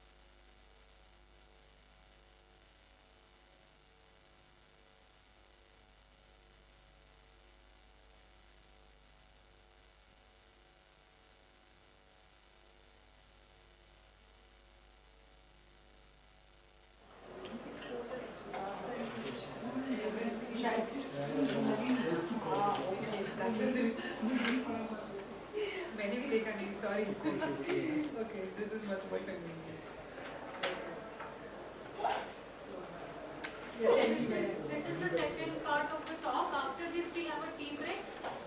And after the tea break, we come back to the same.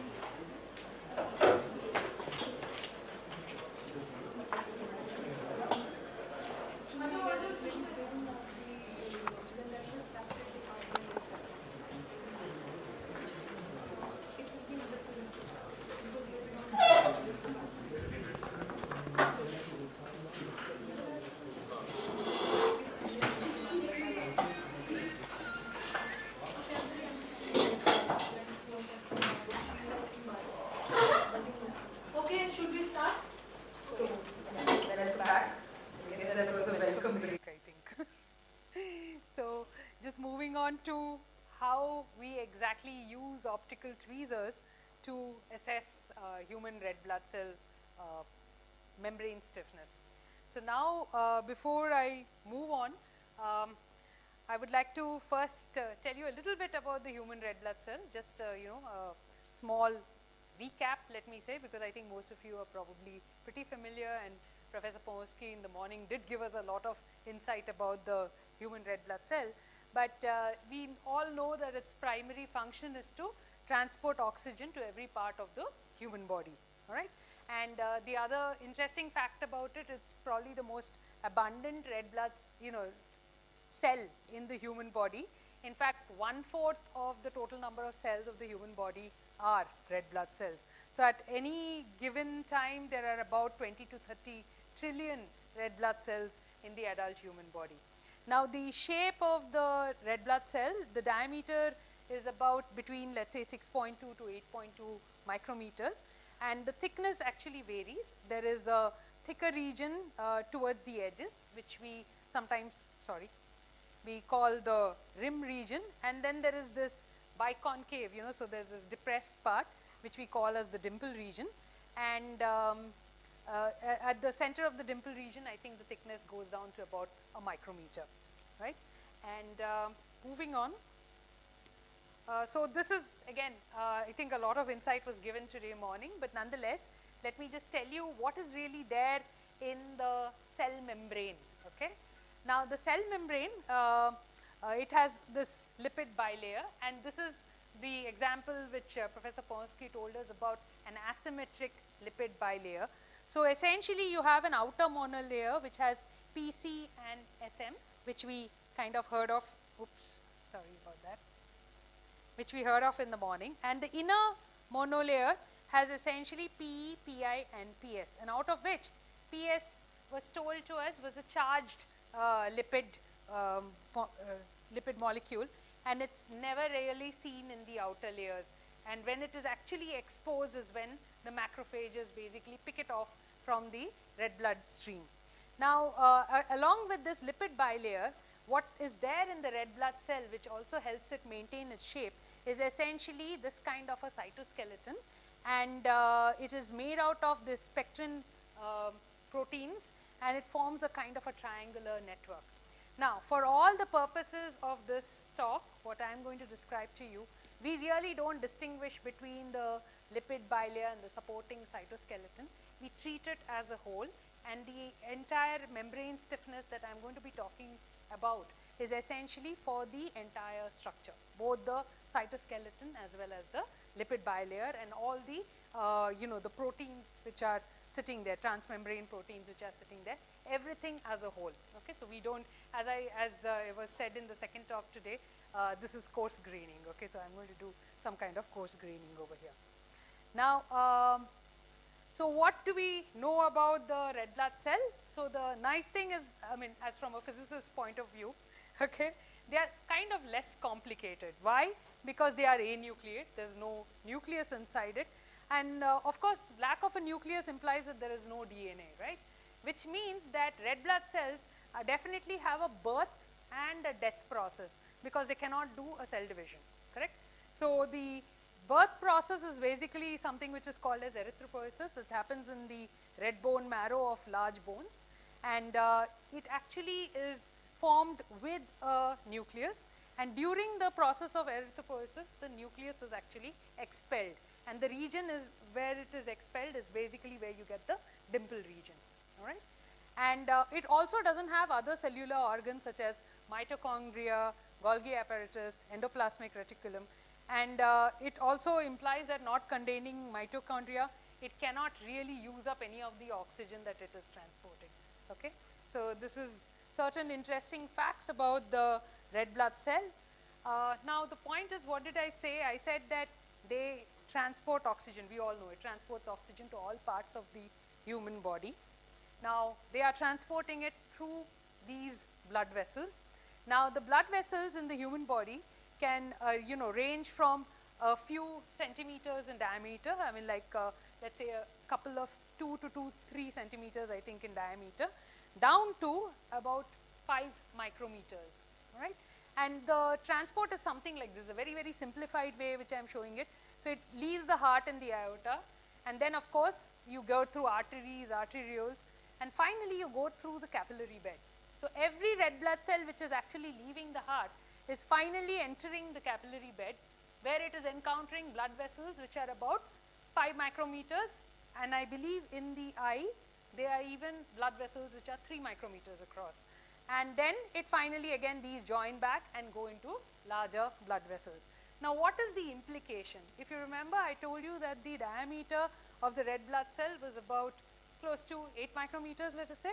Now the 8 micrometer object is essentially going to have to squeeze through a, let's say, a 5 micrometer capillary somewhere over here, which means it has to undergo a huge amount of deformation. So thereby the cell membrane stiffness, okay, the stiffness, the mechanical properties of the red blood cells are indeed extremely important, and they have a huge relevance to the way in which blood is being circulated in our body and the rate at which oxygen is reaching all our tissues. Now the point is that this still wouldn't be a big problem if the cell membrane stiffness was not being affected by certain common conditions that we have, okay, some disease conditions. So what I am going to show you now is, this is a whole bunch of disease conditions which you can have, all right, in which the red blood cell, the RBC membrane stiffness can get affected. Now what we have kind of tried to concentrate on in our labs is essentially on hyperglycemia, which we know is a very, or diabetes, okay, diabetes mellitus, which is a very, very commonplace condition, unfortunately, in India definitely, and perhaps even all over the world. So the passage rate of RBCs in narrow capillaries would be affected, which in turn would affect oxygen supply to cells and tissues. Now the question is, what we set out to find is that, okay, first of all, can you really figure out what is cell membrane stiffness of, let's say, a red blood cell? And secondly, does it really get affected in the flow? I mean, does it affect the flow? So this is the premise on which we started our work. Now, of course, there are several methods. I kind of have mentioned this before in my starting slide in the earlier part of the talk. There are several methods to measure viscoelastic properties, atomic force microscopy, for instance, and Chetna, who is with us, who has actually done work with red blood cells and AFM when she was doing her PhD. And then you have, of course, micropipette aspiration, stretching of an erythrocyte. I also showed you how you could use a, kind of a sinusoidal disturbance to one end of an erythrocyte and measure, in some sense, the stiffness or the mechanical properties of a red blood cell, magnetic twisting, cytometry, and so on and so forth. Now, the important thing to realize over here is the red blood cell is finally a viscoelastic material, let us say. Very simply, I know I'm taking away from a lot of its beautiful complexity, but as a physicist, I will say it's a viscoelastic material. And very often, the mechanical property I'm going to measure is going to depend upon the stress rate at which, the stress range and rate which is being applied to it. So thereby, the properties that I come up with, okay, sometimes may be very different depending on the exact method that I am going to be using. So for instance, in the next slide, what has been done is, you can see a cell stretching, all right, and here you have come up with the shear modulus about 3 to 6 into 10 to the power of minus 6 Newton per meter. And here the energy of deformation, this is all in some 10 to the power of minus 18 joules is like something like 100 to 300, all right. Now this is of course much higher in something like micropipette aspiration. It goes from 250 to almost 750, and you can see that the range has completely changed of shear modulus, all right. Now the question is, what kind of viscoelastic mechanical property am I interested in?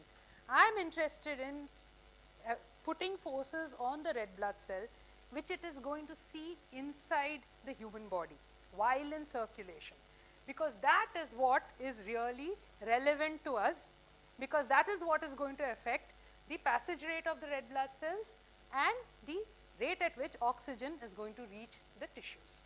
Okay? So I need to basically work at the same force regime, the same energy regime. So I have not yet talked about the first one, is because I am going to go into detail about this particular kind of measurement after this. So now let us, so far we have talked about, like beads in optical traps. So now let us ask a question that I am not taking something which is very highly asymmetric, but I am taking a disc. So what would happen to a disc when I put it in an optical trap? Okay, so something like this. So there was this particular paper, okay, where they have worked on wax discs and also on PMMA discs. And what they found was that when they put it in an optical trap, essentially what happens to the disc is that it reorients. So if this is the beam propagation direction, basically the disc which is sitting flat would reorient so that its axis, okay, its diameter would be now sitting parallel to the beam propagation direction.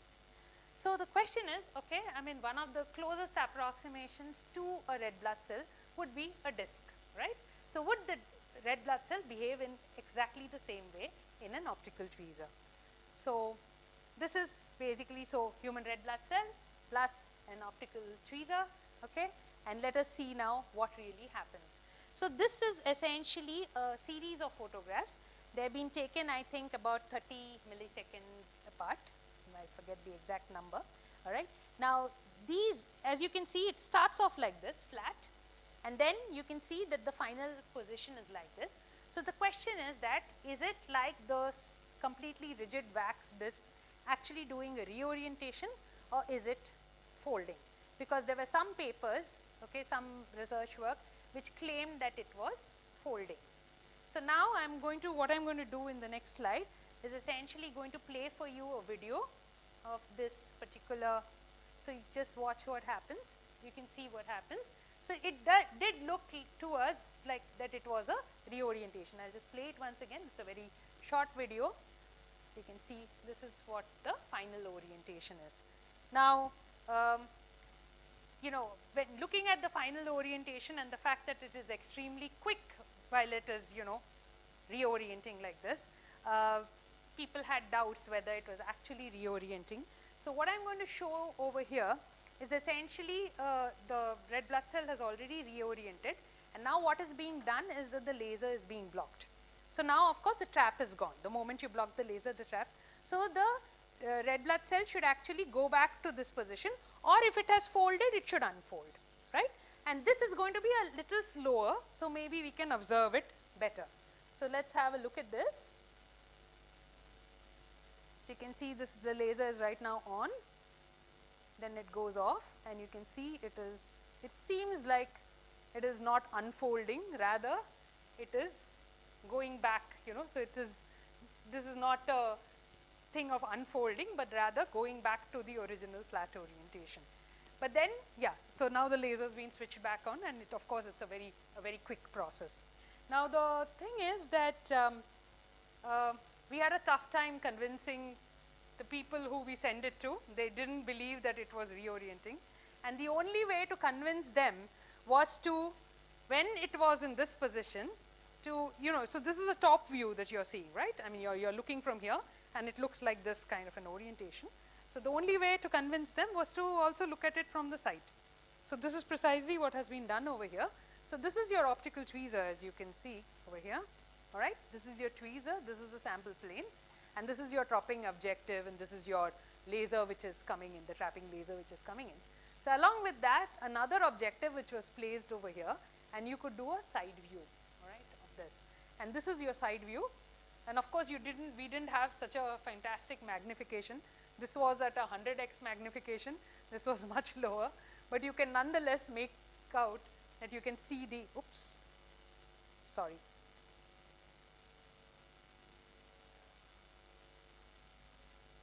You can see the entire cross section of the red blood cell. So we were convinced that this was not a folding, but a reorientation.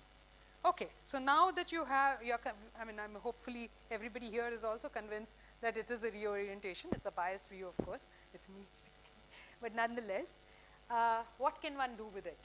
So one can basically, you have the red blood cell in the trap. It starts off at a flat orientation, and finally it is sitting at an edge-on orientation. So what you can do is you can basically measure the time it takes to go from the flat orientation to the edge-on orientation. Now what does this depend upon? It of course depends upon the red blood cell, but it will also depend upon the laser power, right? So larger the laser power, the larger it's going to be the torque, so the faster is going to be the reorientation. So if we did it for a rigid disc and we just kind of wrote up this kind of an equation, I am not very sure where that has come from. Okay, I'm sorry about that. So you have this kind of an equation written up for this, and you find that basically the reorientation time, and this is in seconds, and this is your laser power in watts, that as you increase the laser power, you expect the reorientation time to come down. So this is for a theoretical rigid body which has the same shape as the red blood cell, all right. However, when you actually do the experiment, so these are our position, the actual measured points, and this shows us the fluctuation, the error bar on these particular measurements. You find that it should have actually followed this black line, but instead you see that beyond a point it is following something else, okay. It is not really following the black line anymore, right. So obviously, now let us look at the whole thing. We are pumping in energy to make this turn happen, and if you see the rigid body, which has the exact same shape as the red blood cell, which is kind of derived from its behavior at low powers, predicted that it should take less amount of energy, because more time it sits, more energy it takes, right. So it should have taken less energy to do the reorientation, but instead of that, it is actually taking some little bit more time and thereby a little more energy to complete the reorientation process. Now what is the problem with this black curve? This assumes a perfectly rigid body, and we know that the red blood cell is not a rigid body, okay. So this difference that we are getting, okay, between the perfectly rigid body of the same shape and size and the actual measurements must have information about what is making it not a rigid body, thereby its cell membrane stiffness, its viscoelastic nature, whatever you want to call it, all right. So this must be, the information must be hidden in this difference. So what we did after that was essentially, this is your laser power, and this is basically the difference in the energy that we are seeing, okay. And initially it was, sorry about that, yeah. So what you see is that it essentially goes through a maximum and then comes, okay. So let me just show you. At very high laser powers, we actually cannot measure, all right. We cannot measure, because what happens is that it will cause the red blood cell to get damaged. So what you do is that you can fit a straight line through these, okay, all these points, and then you extend it even to powers where you are not actually making the measurement, and then you come up with a graph like this, okay. So you can see that the extra energy increases and then goes through back to 0, right. There is a maximum energy that we get, and the question was that can this be a marker of the cell membrane stiffness? So that's the question we asked. Now if you are using just red blood cells which have been from a person who has no chronic medical conditions, obviously you are not going to really figure out too much. You are going to get some delta Emax values and maybe they will match, but you are not going to get any further until you test with red blood cells which are faced different conditions. So what we did was that we actually got red blood cells from an individual who had been, it was confirmed that he was hyperglycemic, but nonetheless he was not under medication. Okay, I use he generally. Okay, but not under medication, which was a little important for us. So these are now something which we call as HRBCs. The other one, what was done was, I think it was described by Professor Pomorski today morning, that you change the conditions out of a red blood cell and they essentially go into this kind of a spiculed structure, all right. And how we did this was that by slightly altering the pH around the red blood cell, and then when you you kind of change the pH back to what it was meant to be earlier, all right, you essentially could take this particular structure into the red blood cell. But what it actually meant is that you had subjected the red blood cell to an osmotic shock and then restored it to look like the original, but however the cell membrane still had signatures of having undergone that osmotic shock. So they looked like the normal red blood cells, but they had actually undergone an osmotic shock and come back.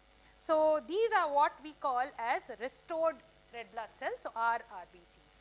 So now what is expected from seeing other literature is that these HRBCs are likely to be stiffer than normal RBCs, and these RBCs, the RRBCs, are likely to be more floppy, if I may use that word.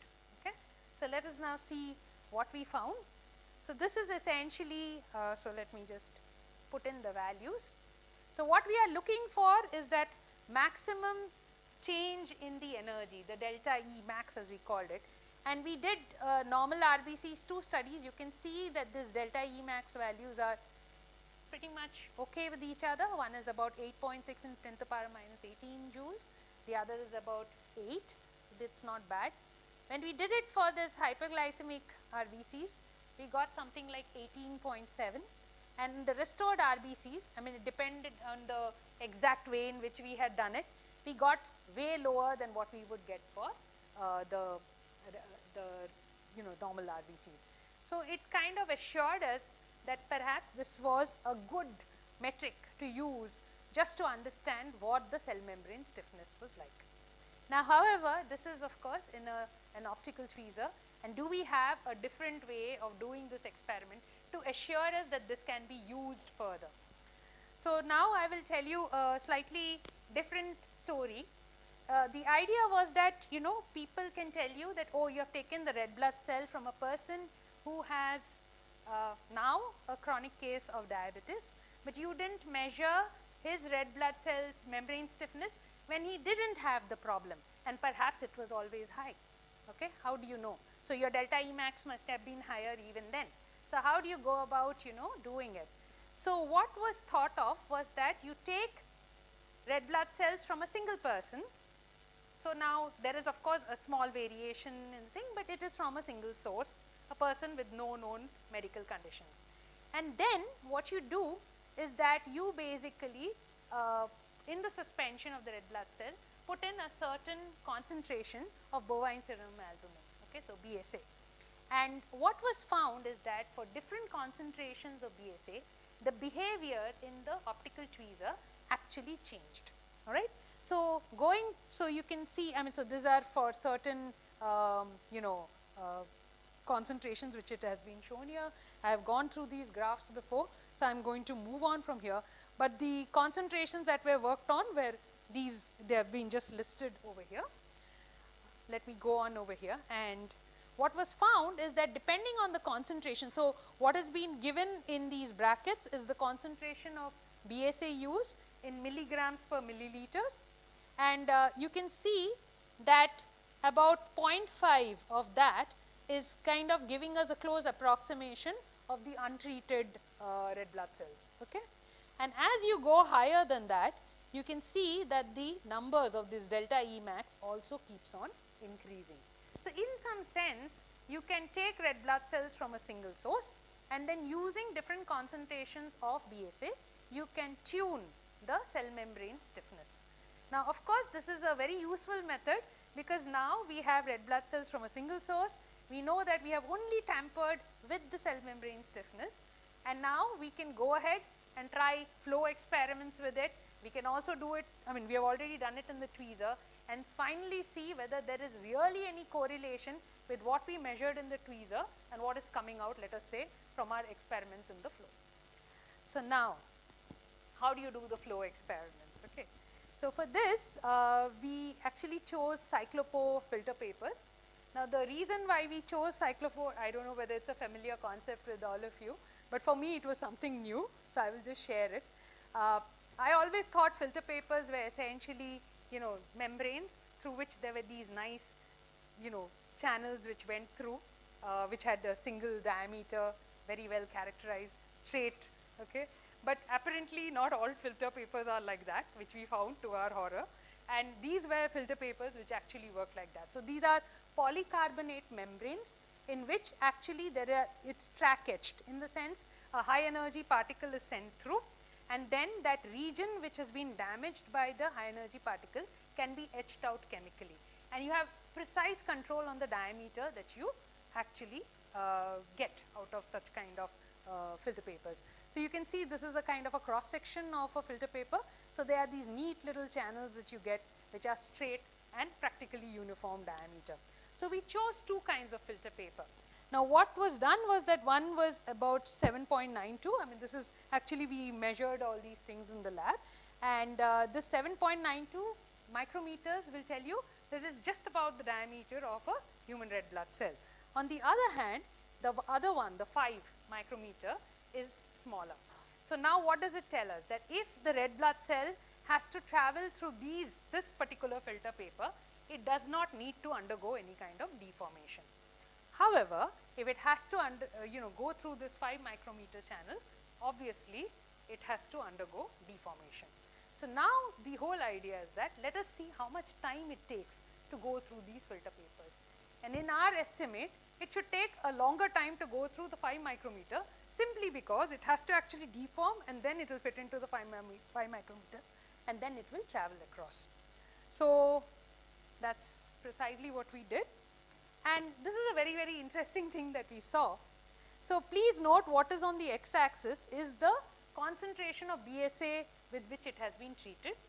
And what we saw from the tweezing experiments, that the higher the concentration of BSA, the larger the cell membrane stiffness, or at least our delta Emax values were definitely increasing. And these are basically the number that is passing through per minute at the moment. I think it is in 60 seconds. In the case of the 8 micrometer, what we found that as the cell membrane stiffness increased, the number that actually went through in a minute increased. And the reverse is true of the 5 micrometer pore. You can see that as you have increased the stiffness, the number is reducing. Frankly, we didn't expect this. Okay, this we kind of expected. This was new for us. So what we had to do after this was to figure out, okay, let's find out the total time of passage. Okay, so we say this is the total time of passage, and this can be divided as a time that the RBC requires to deform to get into the passage, and the other is the passage time itself. So basically how much time it takes to go from one end to the other. It is a simplistic approach, but it's the best we can do. Now, what was done in the case of the 8 micrometer pore, okay, since the deformation time is actually 0, the entire time taken for it to go from one end to the other is just the passage time, no need for deformation. So we in some sense knew the passage time, and we knew the length of the filter paper, the thickness of the filter paper it's going through. So we could calculate the velocity at which it is going through. So this is essentially the velocity at which the red blood cell is traveling through the 8 micrometer pores. And as you can see that with the increase in the cell membrane stiffness, the velocity seems to keep increasing. So then what we had to do is we had to figure out a kind of a translational drag from this. Now what we say is that the translational drag depends upon the red blood cell, and even when it is in a 5 micrometer pore, it must have exactly the same translational drag. Okay? So we estimate this beta, okay, over here the table has been put. This is for the different concentrations of red blood cells, and this has been done essentially from the behavior in the 8 micrometer pore. We have got basically the translational drag, and you will notice that as the cell membrane stiffness increases, okay, with the BSA concentration, the drag actually reduces. That is kind of evident to us from the fact that it seems to be traveling more easily in the 8 micrometer pore. Now we of course have to use this in the 5 micrometer pore. In the 5 micrometer pore, we know the thickness, we know the shape, so we have assumed that it gets deformed into an axisymmetric phase. We know that there is going to be a certain velocity it is going to get from the translational drag and the shape factor.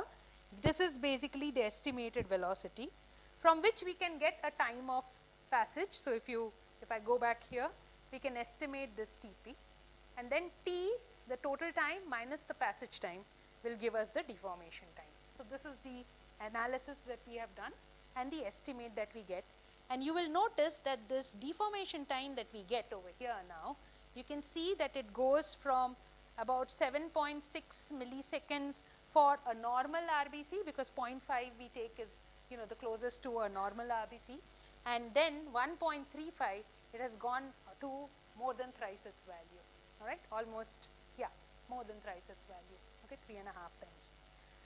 So now what we did was that, yeah, so this is basically what I have given you, the assumption with respect to the RBC shape once it is deformed. We have taken it to be an axisymmetric shape, and then using the Helfrich elastic energy model, I think today morning's lecture, Abhishek kind of mentioned that he is going to tell us about the Helfrich Hamiltonian. So using the Helfrich elastic energy model, we kind of get an energy deformation, which of course depends upon the elastic bending modulus of the red blood cell.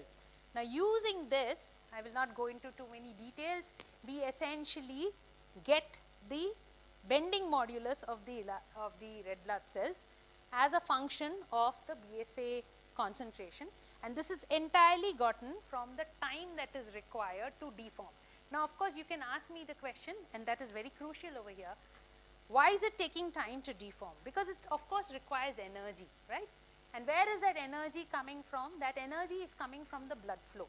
Our heart is constantly pumping, and what is going to happen is that it basically requires that much time, because that much energy has to be incident on the red blood cell, and it's only when that much energy is incident it is going to be able to take on that shape. This is very simplistic.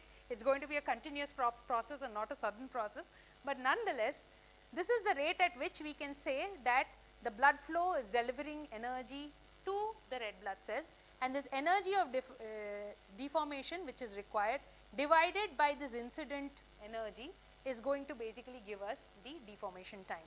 So from this essentially we have back calculated and gotten this bending modulus. So now this is how the bending modulus is changing with the BSA, with the stiffness, and of course as expected the bending modulus increases as the stiffness is increasing. Now the important question to ask is now, what is the correlation with our optical tweezer measurements? Okay, so is it really correlated or is it not? And this is what we got. Essentially this is your measurement from the tweezer, this is your measurement from the flow experiments, and you can see that the bending modulus and the delta E max factor which you could extract from your optical tweezer dynamics, you can see that there is a pretty good linear correlation. So in some sense this is like a calibration. So from your tweezer measurements you could get to the bending modulus or vice versa, right? Now, okay, the question that one can say is that, all right, I can see that BSA treated red blood cells are basically taking a longer time to move through these straight nice passages. However, in the human red blood circulatory system, this is not how our blood vessels are, right? So our blood vessels are more probably like this. So you should try doing the same experiments but using filter papers which resemble our circulatory system a little bit more closely. So these are essentially cellulose acetate silver filter papers. This is not, let me just give you a warning that this work is not yet completely analyzed because we ran into some kind of trouble. But nonetheless, the result is a bit interesting, so that's why I'm sharing it with you. And what are these? These are essentially a stochastic network, you know. I mean, it's just been randomly put. And you can see that there are pores over here, all right. So you don't get basically the same pore size as you move on, you know. So the network, it's like layers, but the same pore size need not necessarily be seen. However, they come with a characteristic particle retention size, which means that as the material, you know, percolates through or like moves through, I should not use percolate, as it moves through the filter paper, it is going to encounter, let us say, at least one pore which is smaller than the particle retention size. So this is the, you know, the takeaway that we took. And so what is the result over here? Now the result over here, we got particle retention sizes of 3 micrometer, 4, 5, 6, 8 and 11. Now what you can see is that when the red blood cell, when the particle retention size is actually larger than the red blood cell size, the behavior is pretty much like what we saw in the single passage, in the sense that as the stiffness increases, you can see the passage rate has also increased.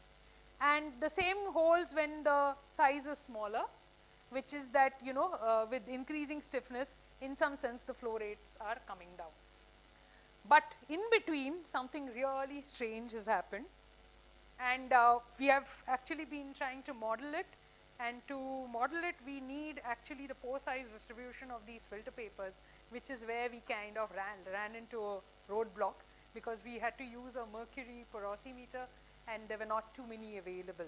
So what we are currently trying to do is we are trying to work with scanning electron micrographs of these filter papers, and then from the images trying to kind of get a distribution of the pore sizes. So once we do that, the model which is already ready can be put into effect, and maybe we'll be able to understand why there seems to be a kind of an optimum stiffness at which the flow rates seem to increase and it's not so good elsewhere. Okay, so this kind of a strange oscillation which you see maybe can be explained. All right, so now, yeah, so this is something you can do on the tweezer. And here basically, unlike watching just the dynamics, what has been done is that you kind of take a power spectral density of the trapped red blood cell itself, right? Now once you have done the power spectral density, you can always get a corner frequency, okay, associated with that. It's a pretty noisy spectrum. It's not like as nice as what you can get with beats, but nonetheless you can still, you know, make a fairly okay fit and you can get these frequencies. Now what you will notice is that this is for the normal, oops, sorry, yeah, this is for the normal red blood cell over here. And as you treat it with more, what do you call, BSA, so which means the red blood cell membrane stiffness is increasing, you see that the corner frequency, okay, actually reduces, right? Which means that it looks like the red blood cell is being held in a less, it's being held less stiffly, let me put it that way, or the trap stiffness has somehow gotten lowered. And this is the case where you have treated it with a very little BSA, and actually what happens over here is that the red blood cell doesn't, it behaves like the restored red blood cells. So its membrane actually becomes floppier, and you can see over here that the corner frequency seems to be higher, which means more stiff trap, okay, in some sense. So the question is, what is really happening here? But before that, we tried to see some kind of a correlation. So one correlation, of course, I mean, the kind of behavior, you can see this is your BSA concentration, this is your corner frequency, and as the BSA concentration increases, which means the cell membrane stiffness is increasing, you can see that the corner frequency actually starts falling. And this is basically the corner frequency measurements and the delta Emax, and you can see it looks like an inverse relation that we are getting. I have not yet put the error bars and all, so these are kind of not very strongly analyzed results yet. We have the data in place, but nonetheless you can see that it looks like an inverse relation. So the question is, what is really happening over here? And so this is our conjecture about what could be possibly happening. See, RBCs are of course not perfectly rigid bodies. They are also extended bodies. Now when you are trapping and you are trying to take a power spectral density, you are obviously measuring fluctuations, correct? So you are seeing how the RBC is moving around in time. Now the question is, since it's an extended body, you are probably monitoring only a part of the RBC, maybe the central region of the RBC. Now the RBC of course is being subjected to hits on all sides, right? Now the question is, how well is that particular, let's say, Brownian, motion, which is basically started off at one end of the RBC, coming through to the region which you are monitoring. If it is a perfectly rigid body, you know it will be perfectly reflected. However, if it is the elasticity in between the point of impact and the point where you are monitoring is different, then you may not get the entire information. So the more stiff it is, the more well it kind of moves as a coordinated system, and thereby it appears that the trap is less stiff. However, if it is more floppy, maybe it is possible that that fluctuation is not even getting registered here. So it looks like the body is held in a much stiffer trap. So thereby, we tried then seeing whether the inverse relation was indeed true, and you can see this is the corner frequency. This is the delta E max, the factor which we got from the reorientation experiments inverse, and again you can get a perfectly straight correlation. And this we tried in 2 different rounds with using 2 systems to see we were indeed on the right track, and you can see a good correlation, a linear correlation in both times. So finally, what can I say with the optical tweezer? You can get a measure of the cell membrane stiffness, it appears to us, both from the reorientation dynamics as well as from the power spectral density. What you can, from the reorientation dynamics, you can come up with this particular factor, the maximum energy required for reorientation, and that seems to be something that scales with the cell membrane stiffness. Now what we have done is that we have of course correlated it with the flow rate of these red blood cells through these cyclopore filter papers, which are uniform diameter pore filter papers. And what we find is that as the red blood cells, their cell membrane stiffness increases, deformation time increases, and of course from this we have calculated their bending modulus. The bending modulus also increases. Now we have also found that the corner frequency can be a measure. Another thing that can be a measure of the stiffness is purely from the flow measurements. We found that as the cell membrane stiffness increases in larger diameter pores, it looked like the stiffer red blood cells could travel faster. So that particular translational drag parameter could also be used as an assessment of red RBC cell membrane stiffness. So I think we still need to do a lot of calibration work to ensure that these are indeed good, and whether they can be even taken on to the next level as a diagnostic tool, but that is something that the future will hold. So I would like to thank all the members of the optical tweezer group at Bangalore University.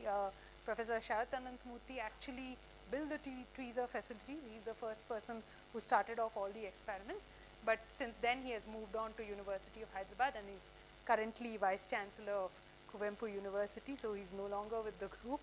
Sahana is a current student, she's working on the same problem, and these are all people who actually worked very strongly with red blood cells. Chetna actually didn't do red blood cells on the optical tweezer, she did avian red blood cells, and she worked a lot with the atomic force microscope. These are people who actually worked on the red blood cell, Rekha, Praveen and Yogesh, and these are students who did some other experiments. And I would like to thank all these funding sources. And of course, this is a view of our university. This is the physics department, and I would be very happy if you ever come down to Bangalore, please visit us, and I would be very happy to take you around the lab. And I'm open for questions. Thank you all for your attention.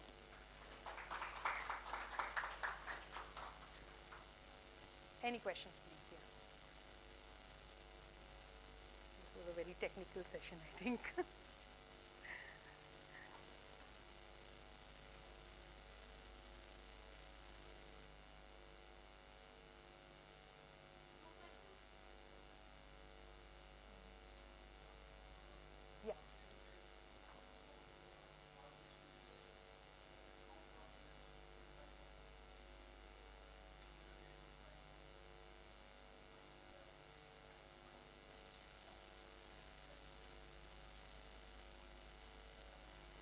yes, I mean definitely, I mean that was actually the idea with which we started.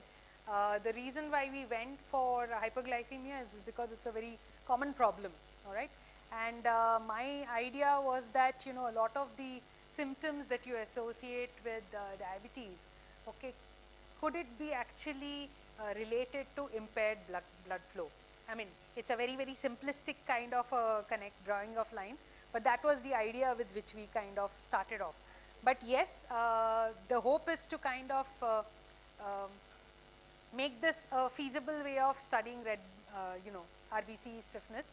So for instance, one of the ideas we had was that COVID-19 is supposed to also alter RBC membrane stiffness. Okay, so I had read some articles on it, and we were hoping that, you know, maybe we can work with some, you know, stored.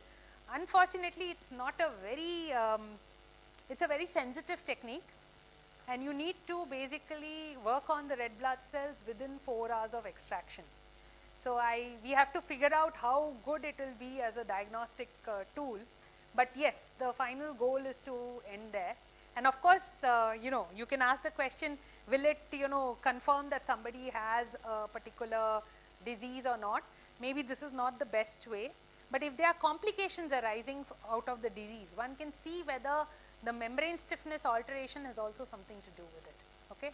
And then, you know, or if the membrane stiffness, you know, the sign appears before other markers for the disease. So whether, you know, you can do an early detection. So that is the reason, that is where this will come in. Because it's not a trivial method to do. That I completely agree with. It's not trivial, and you have to do it within 4 hours of the red blood cell being extracted. Storage conditions have to be really very stringent. So there are all sorts of things, because everything affects the, you know, the measurement, the dynamics which you see in the tweezer, everything affects it. But nonetheless, I think there are certain niche places where it can become more useful. Yeah, so that's the hope. Okay.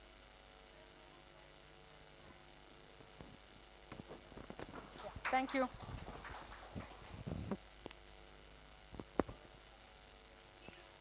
You have to take this door. If you want to take that door also, you can take, then come back. And then come back here at 5.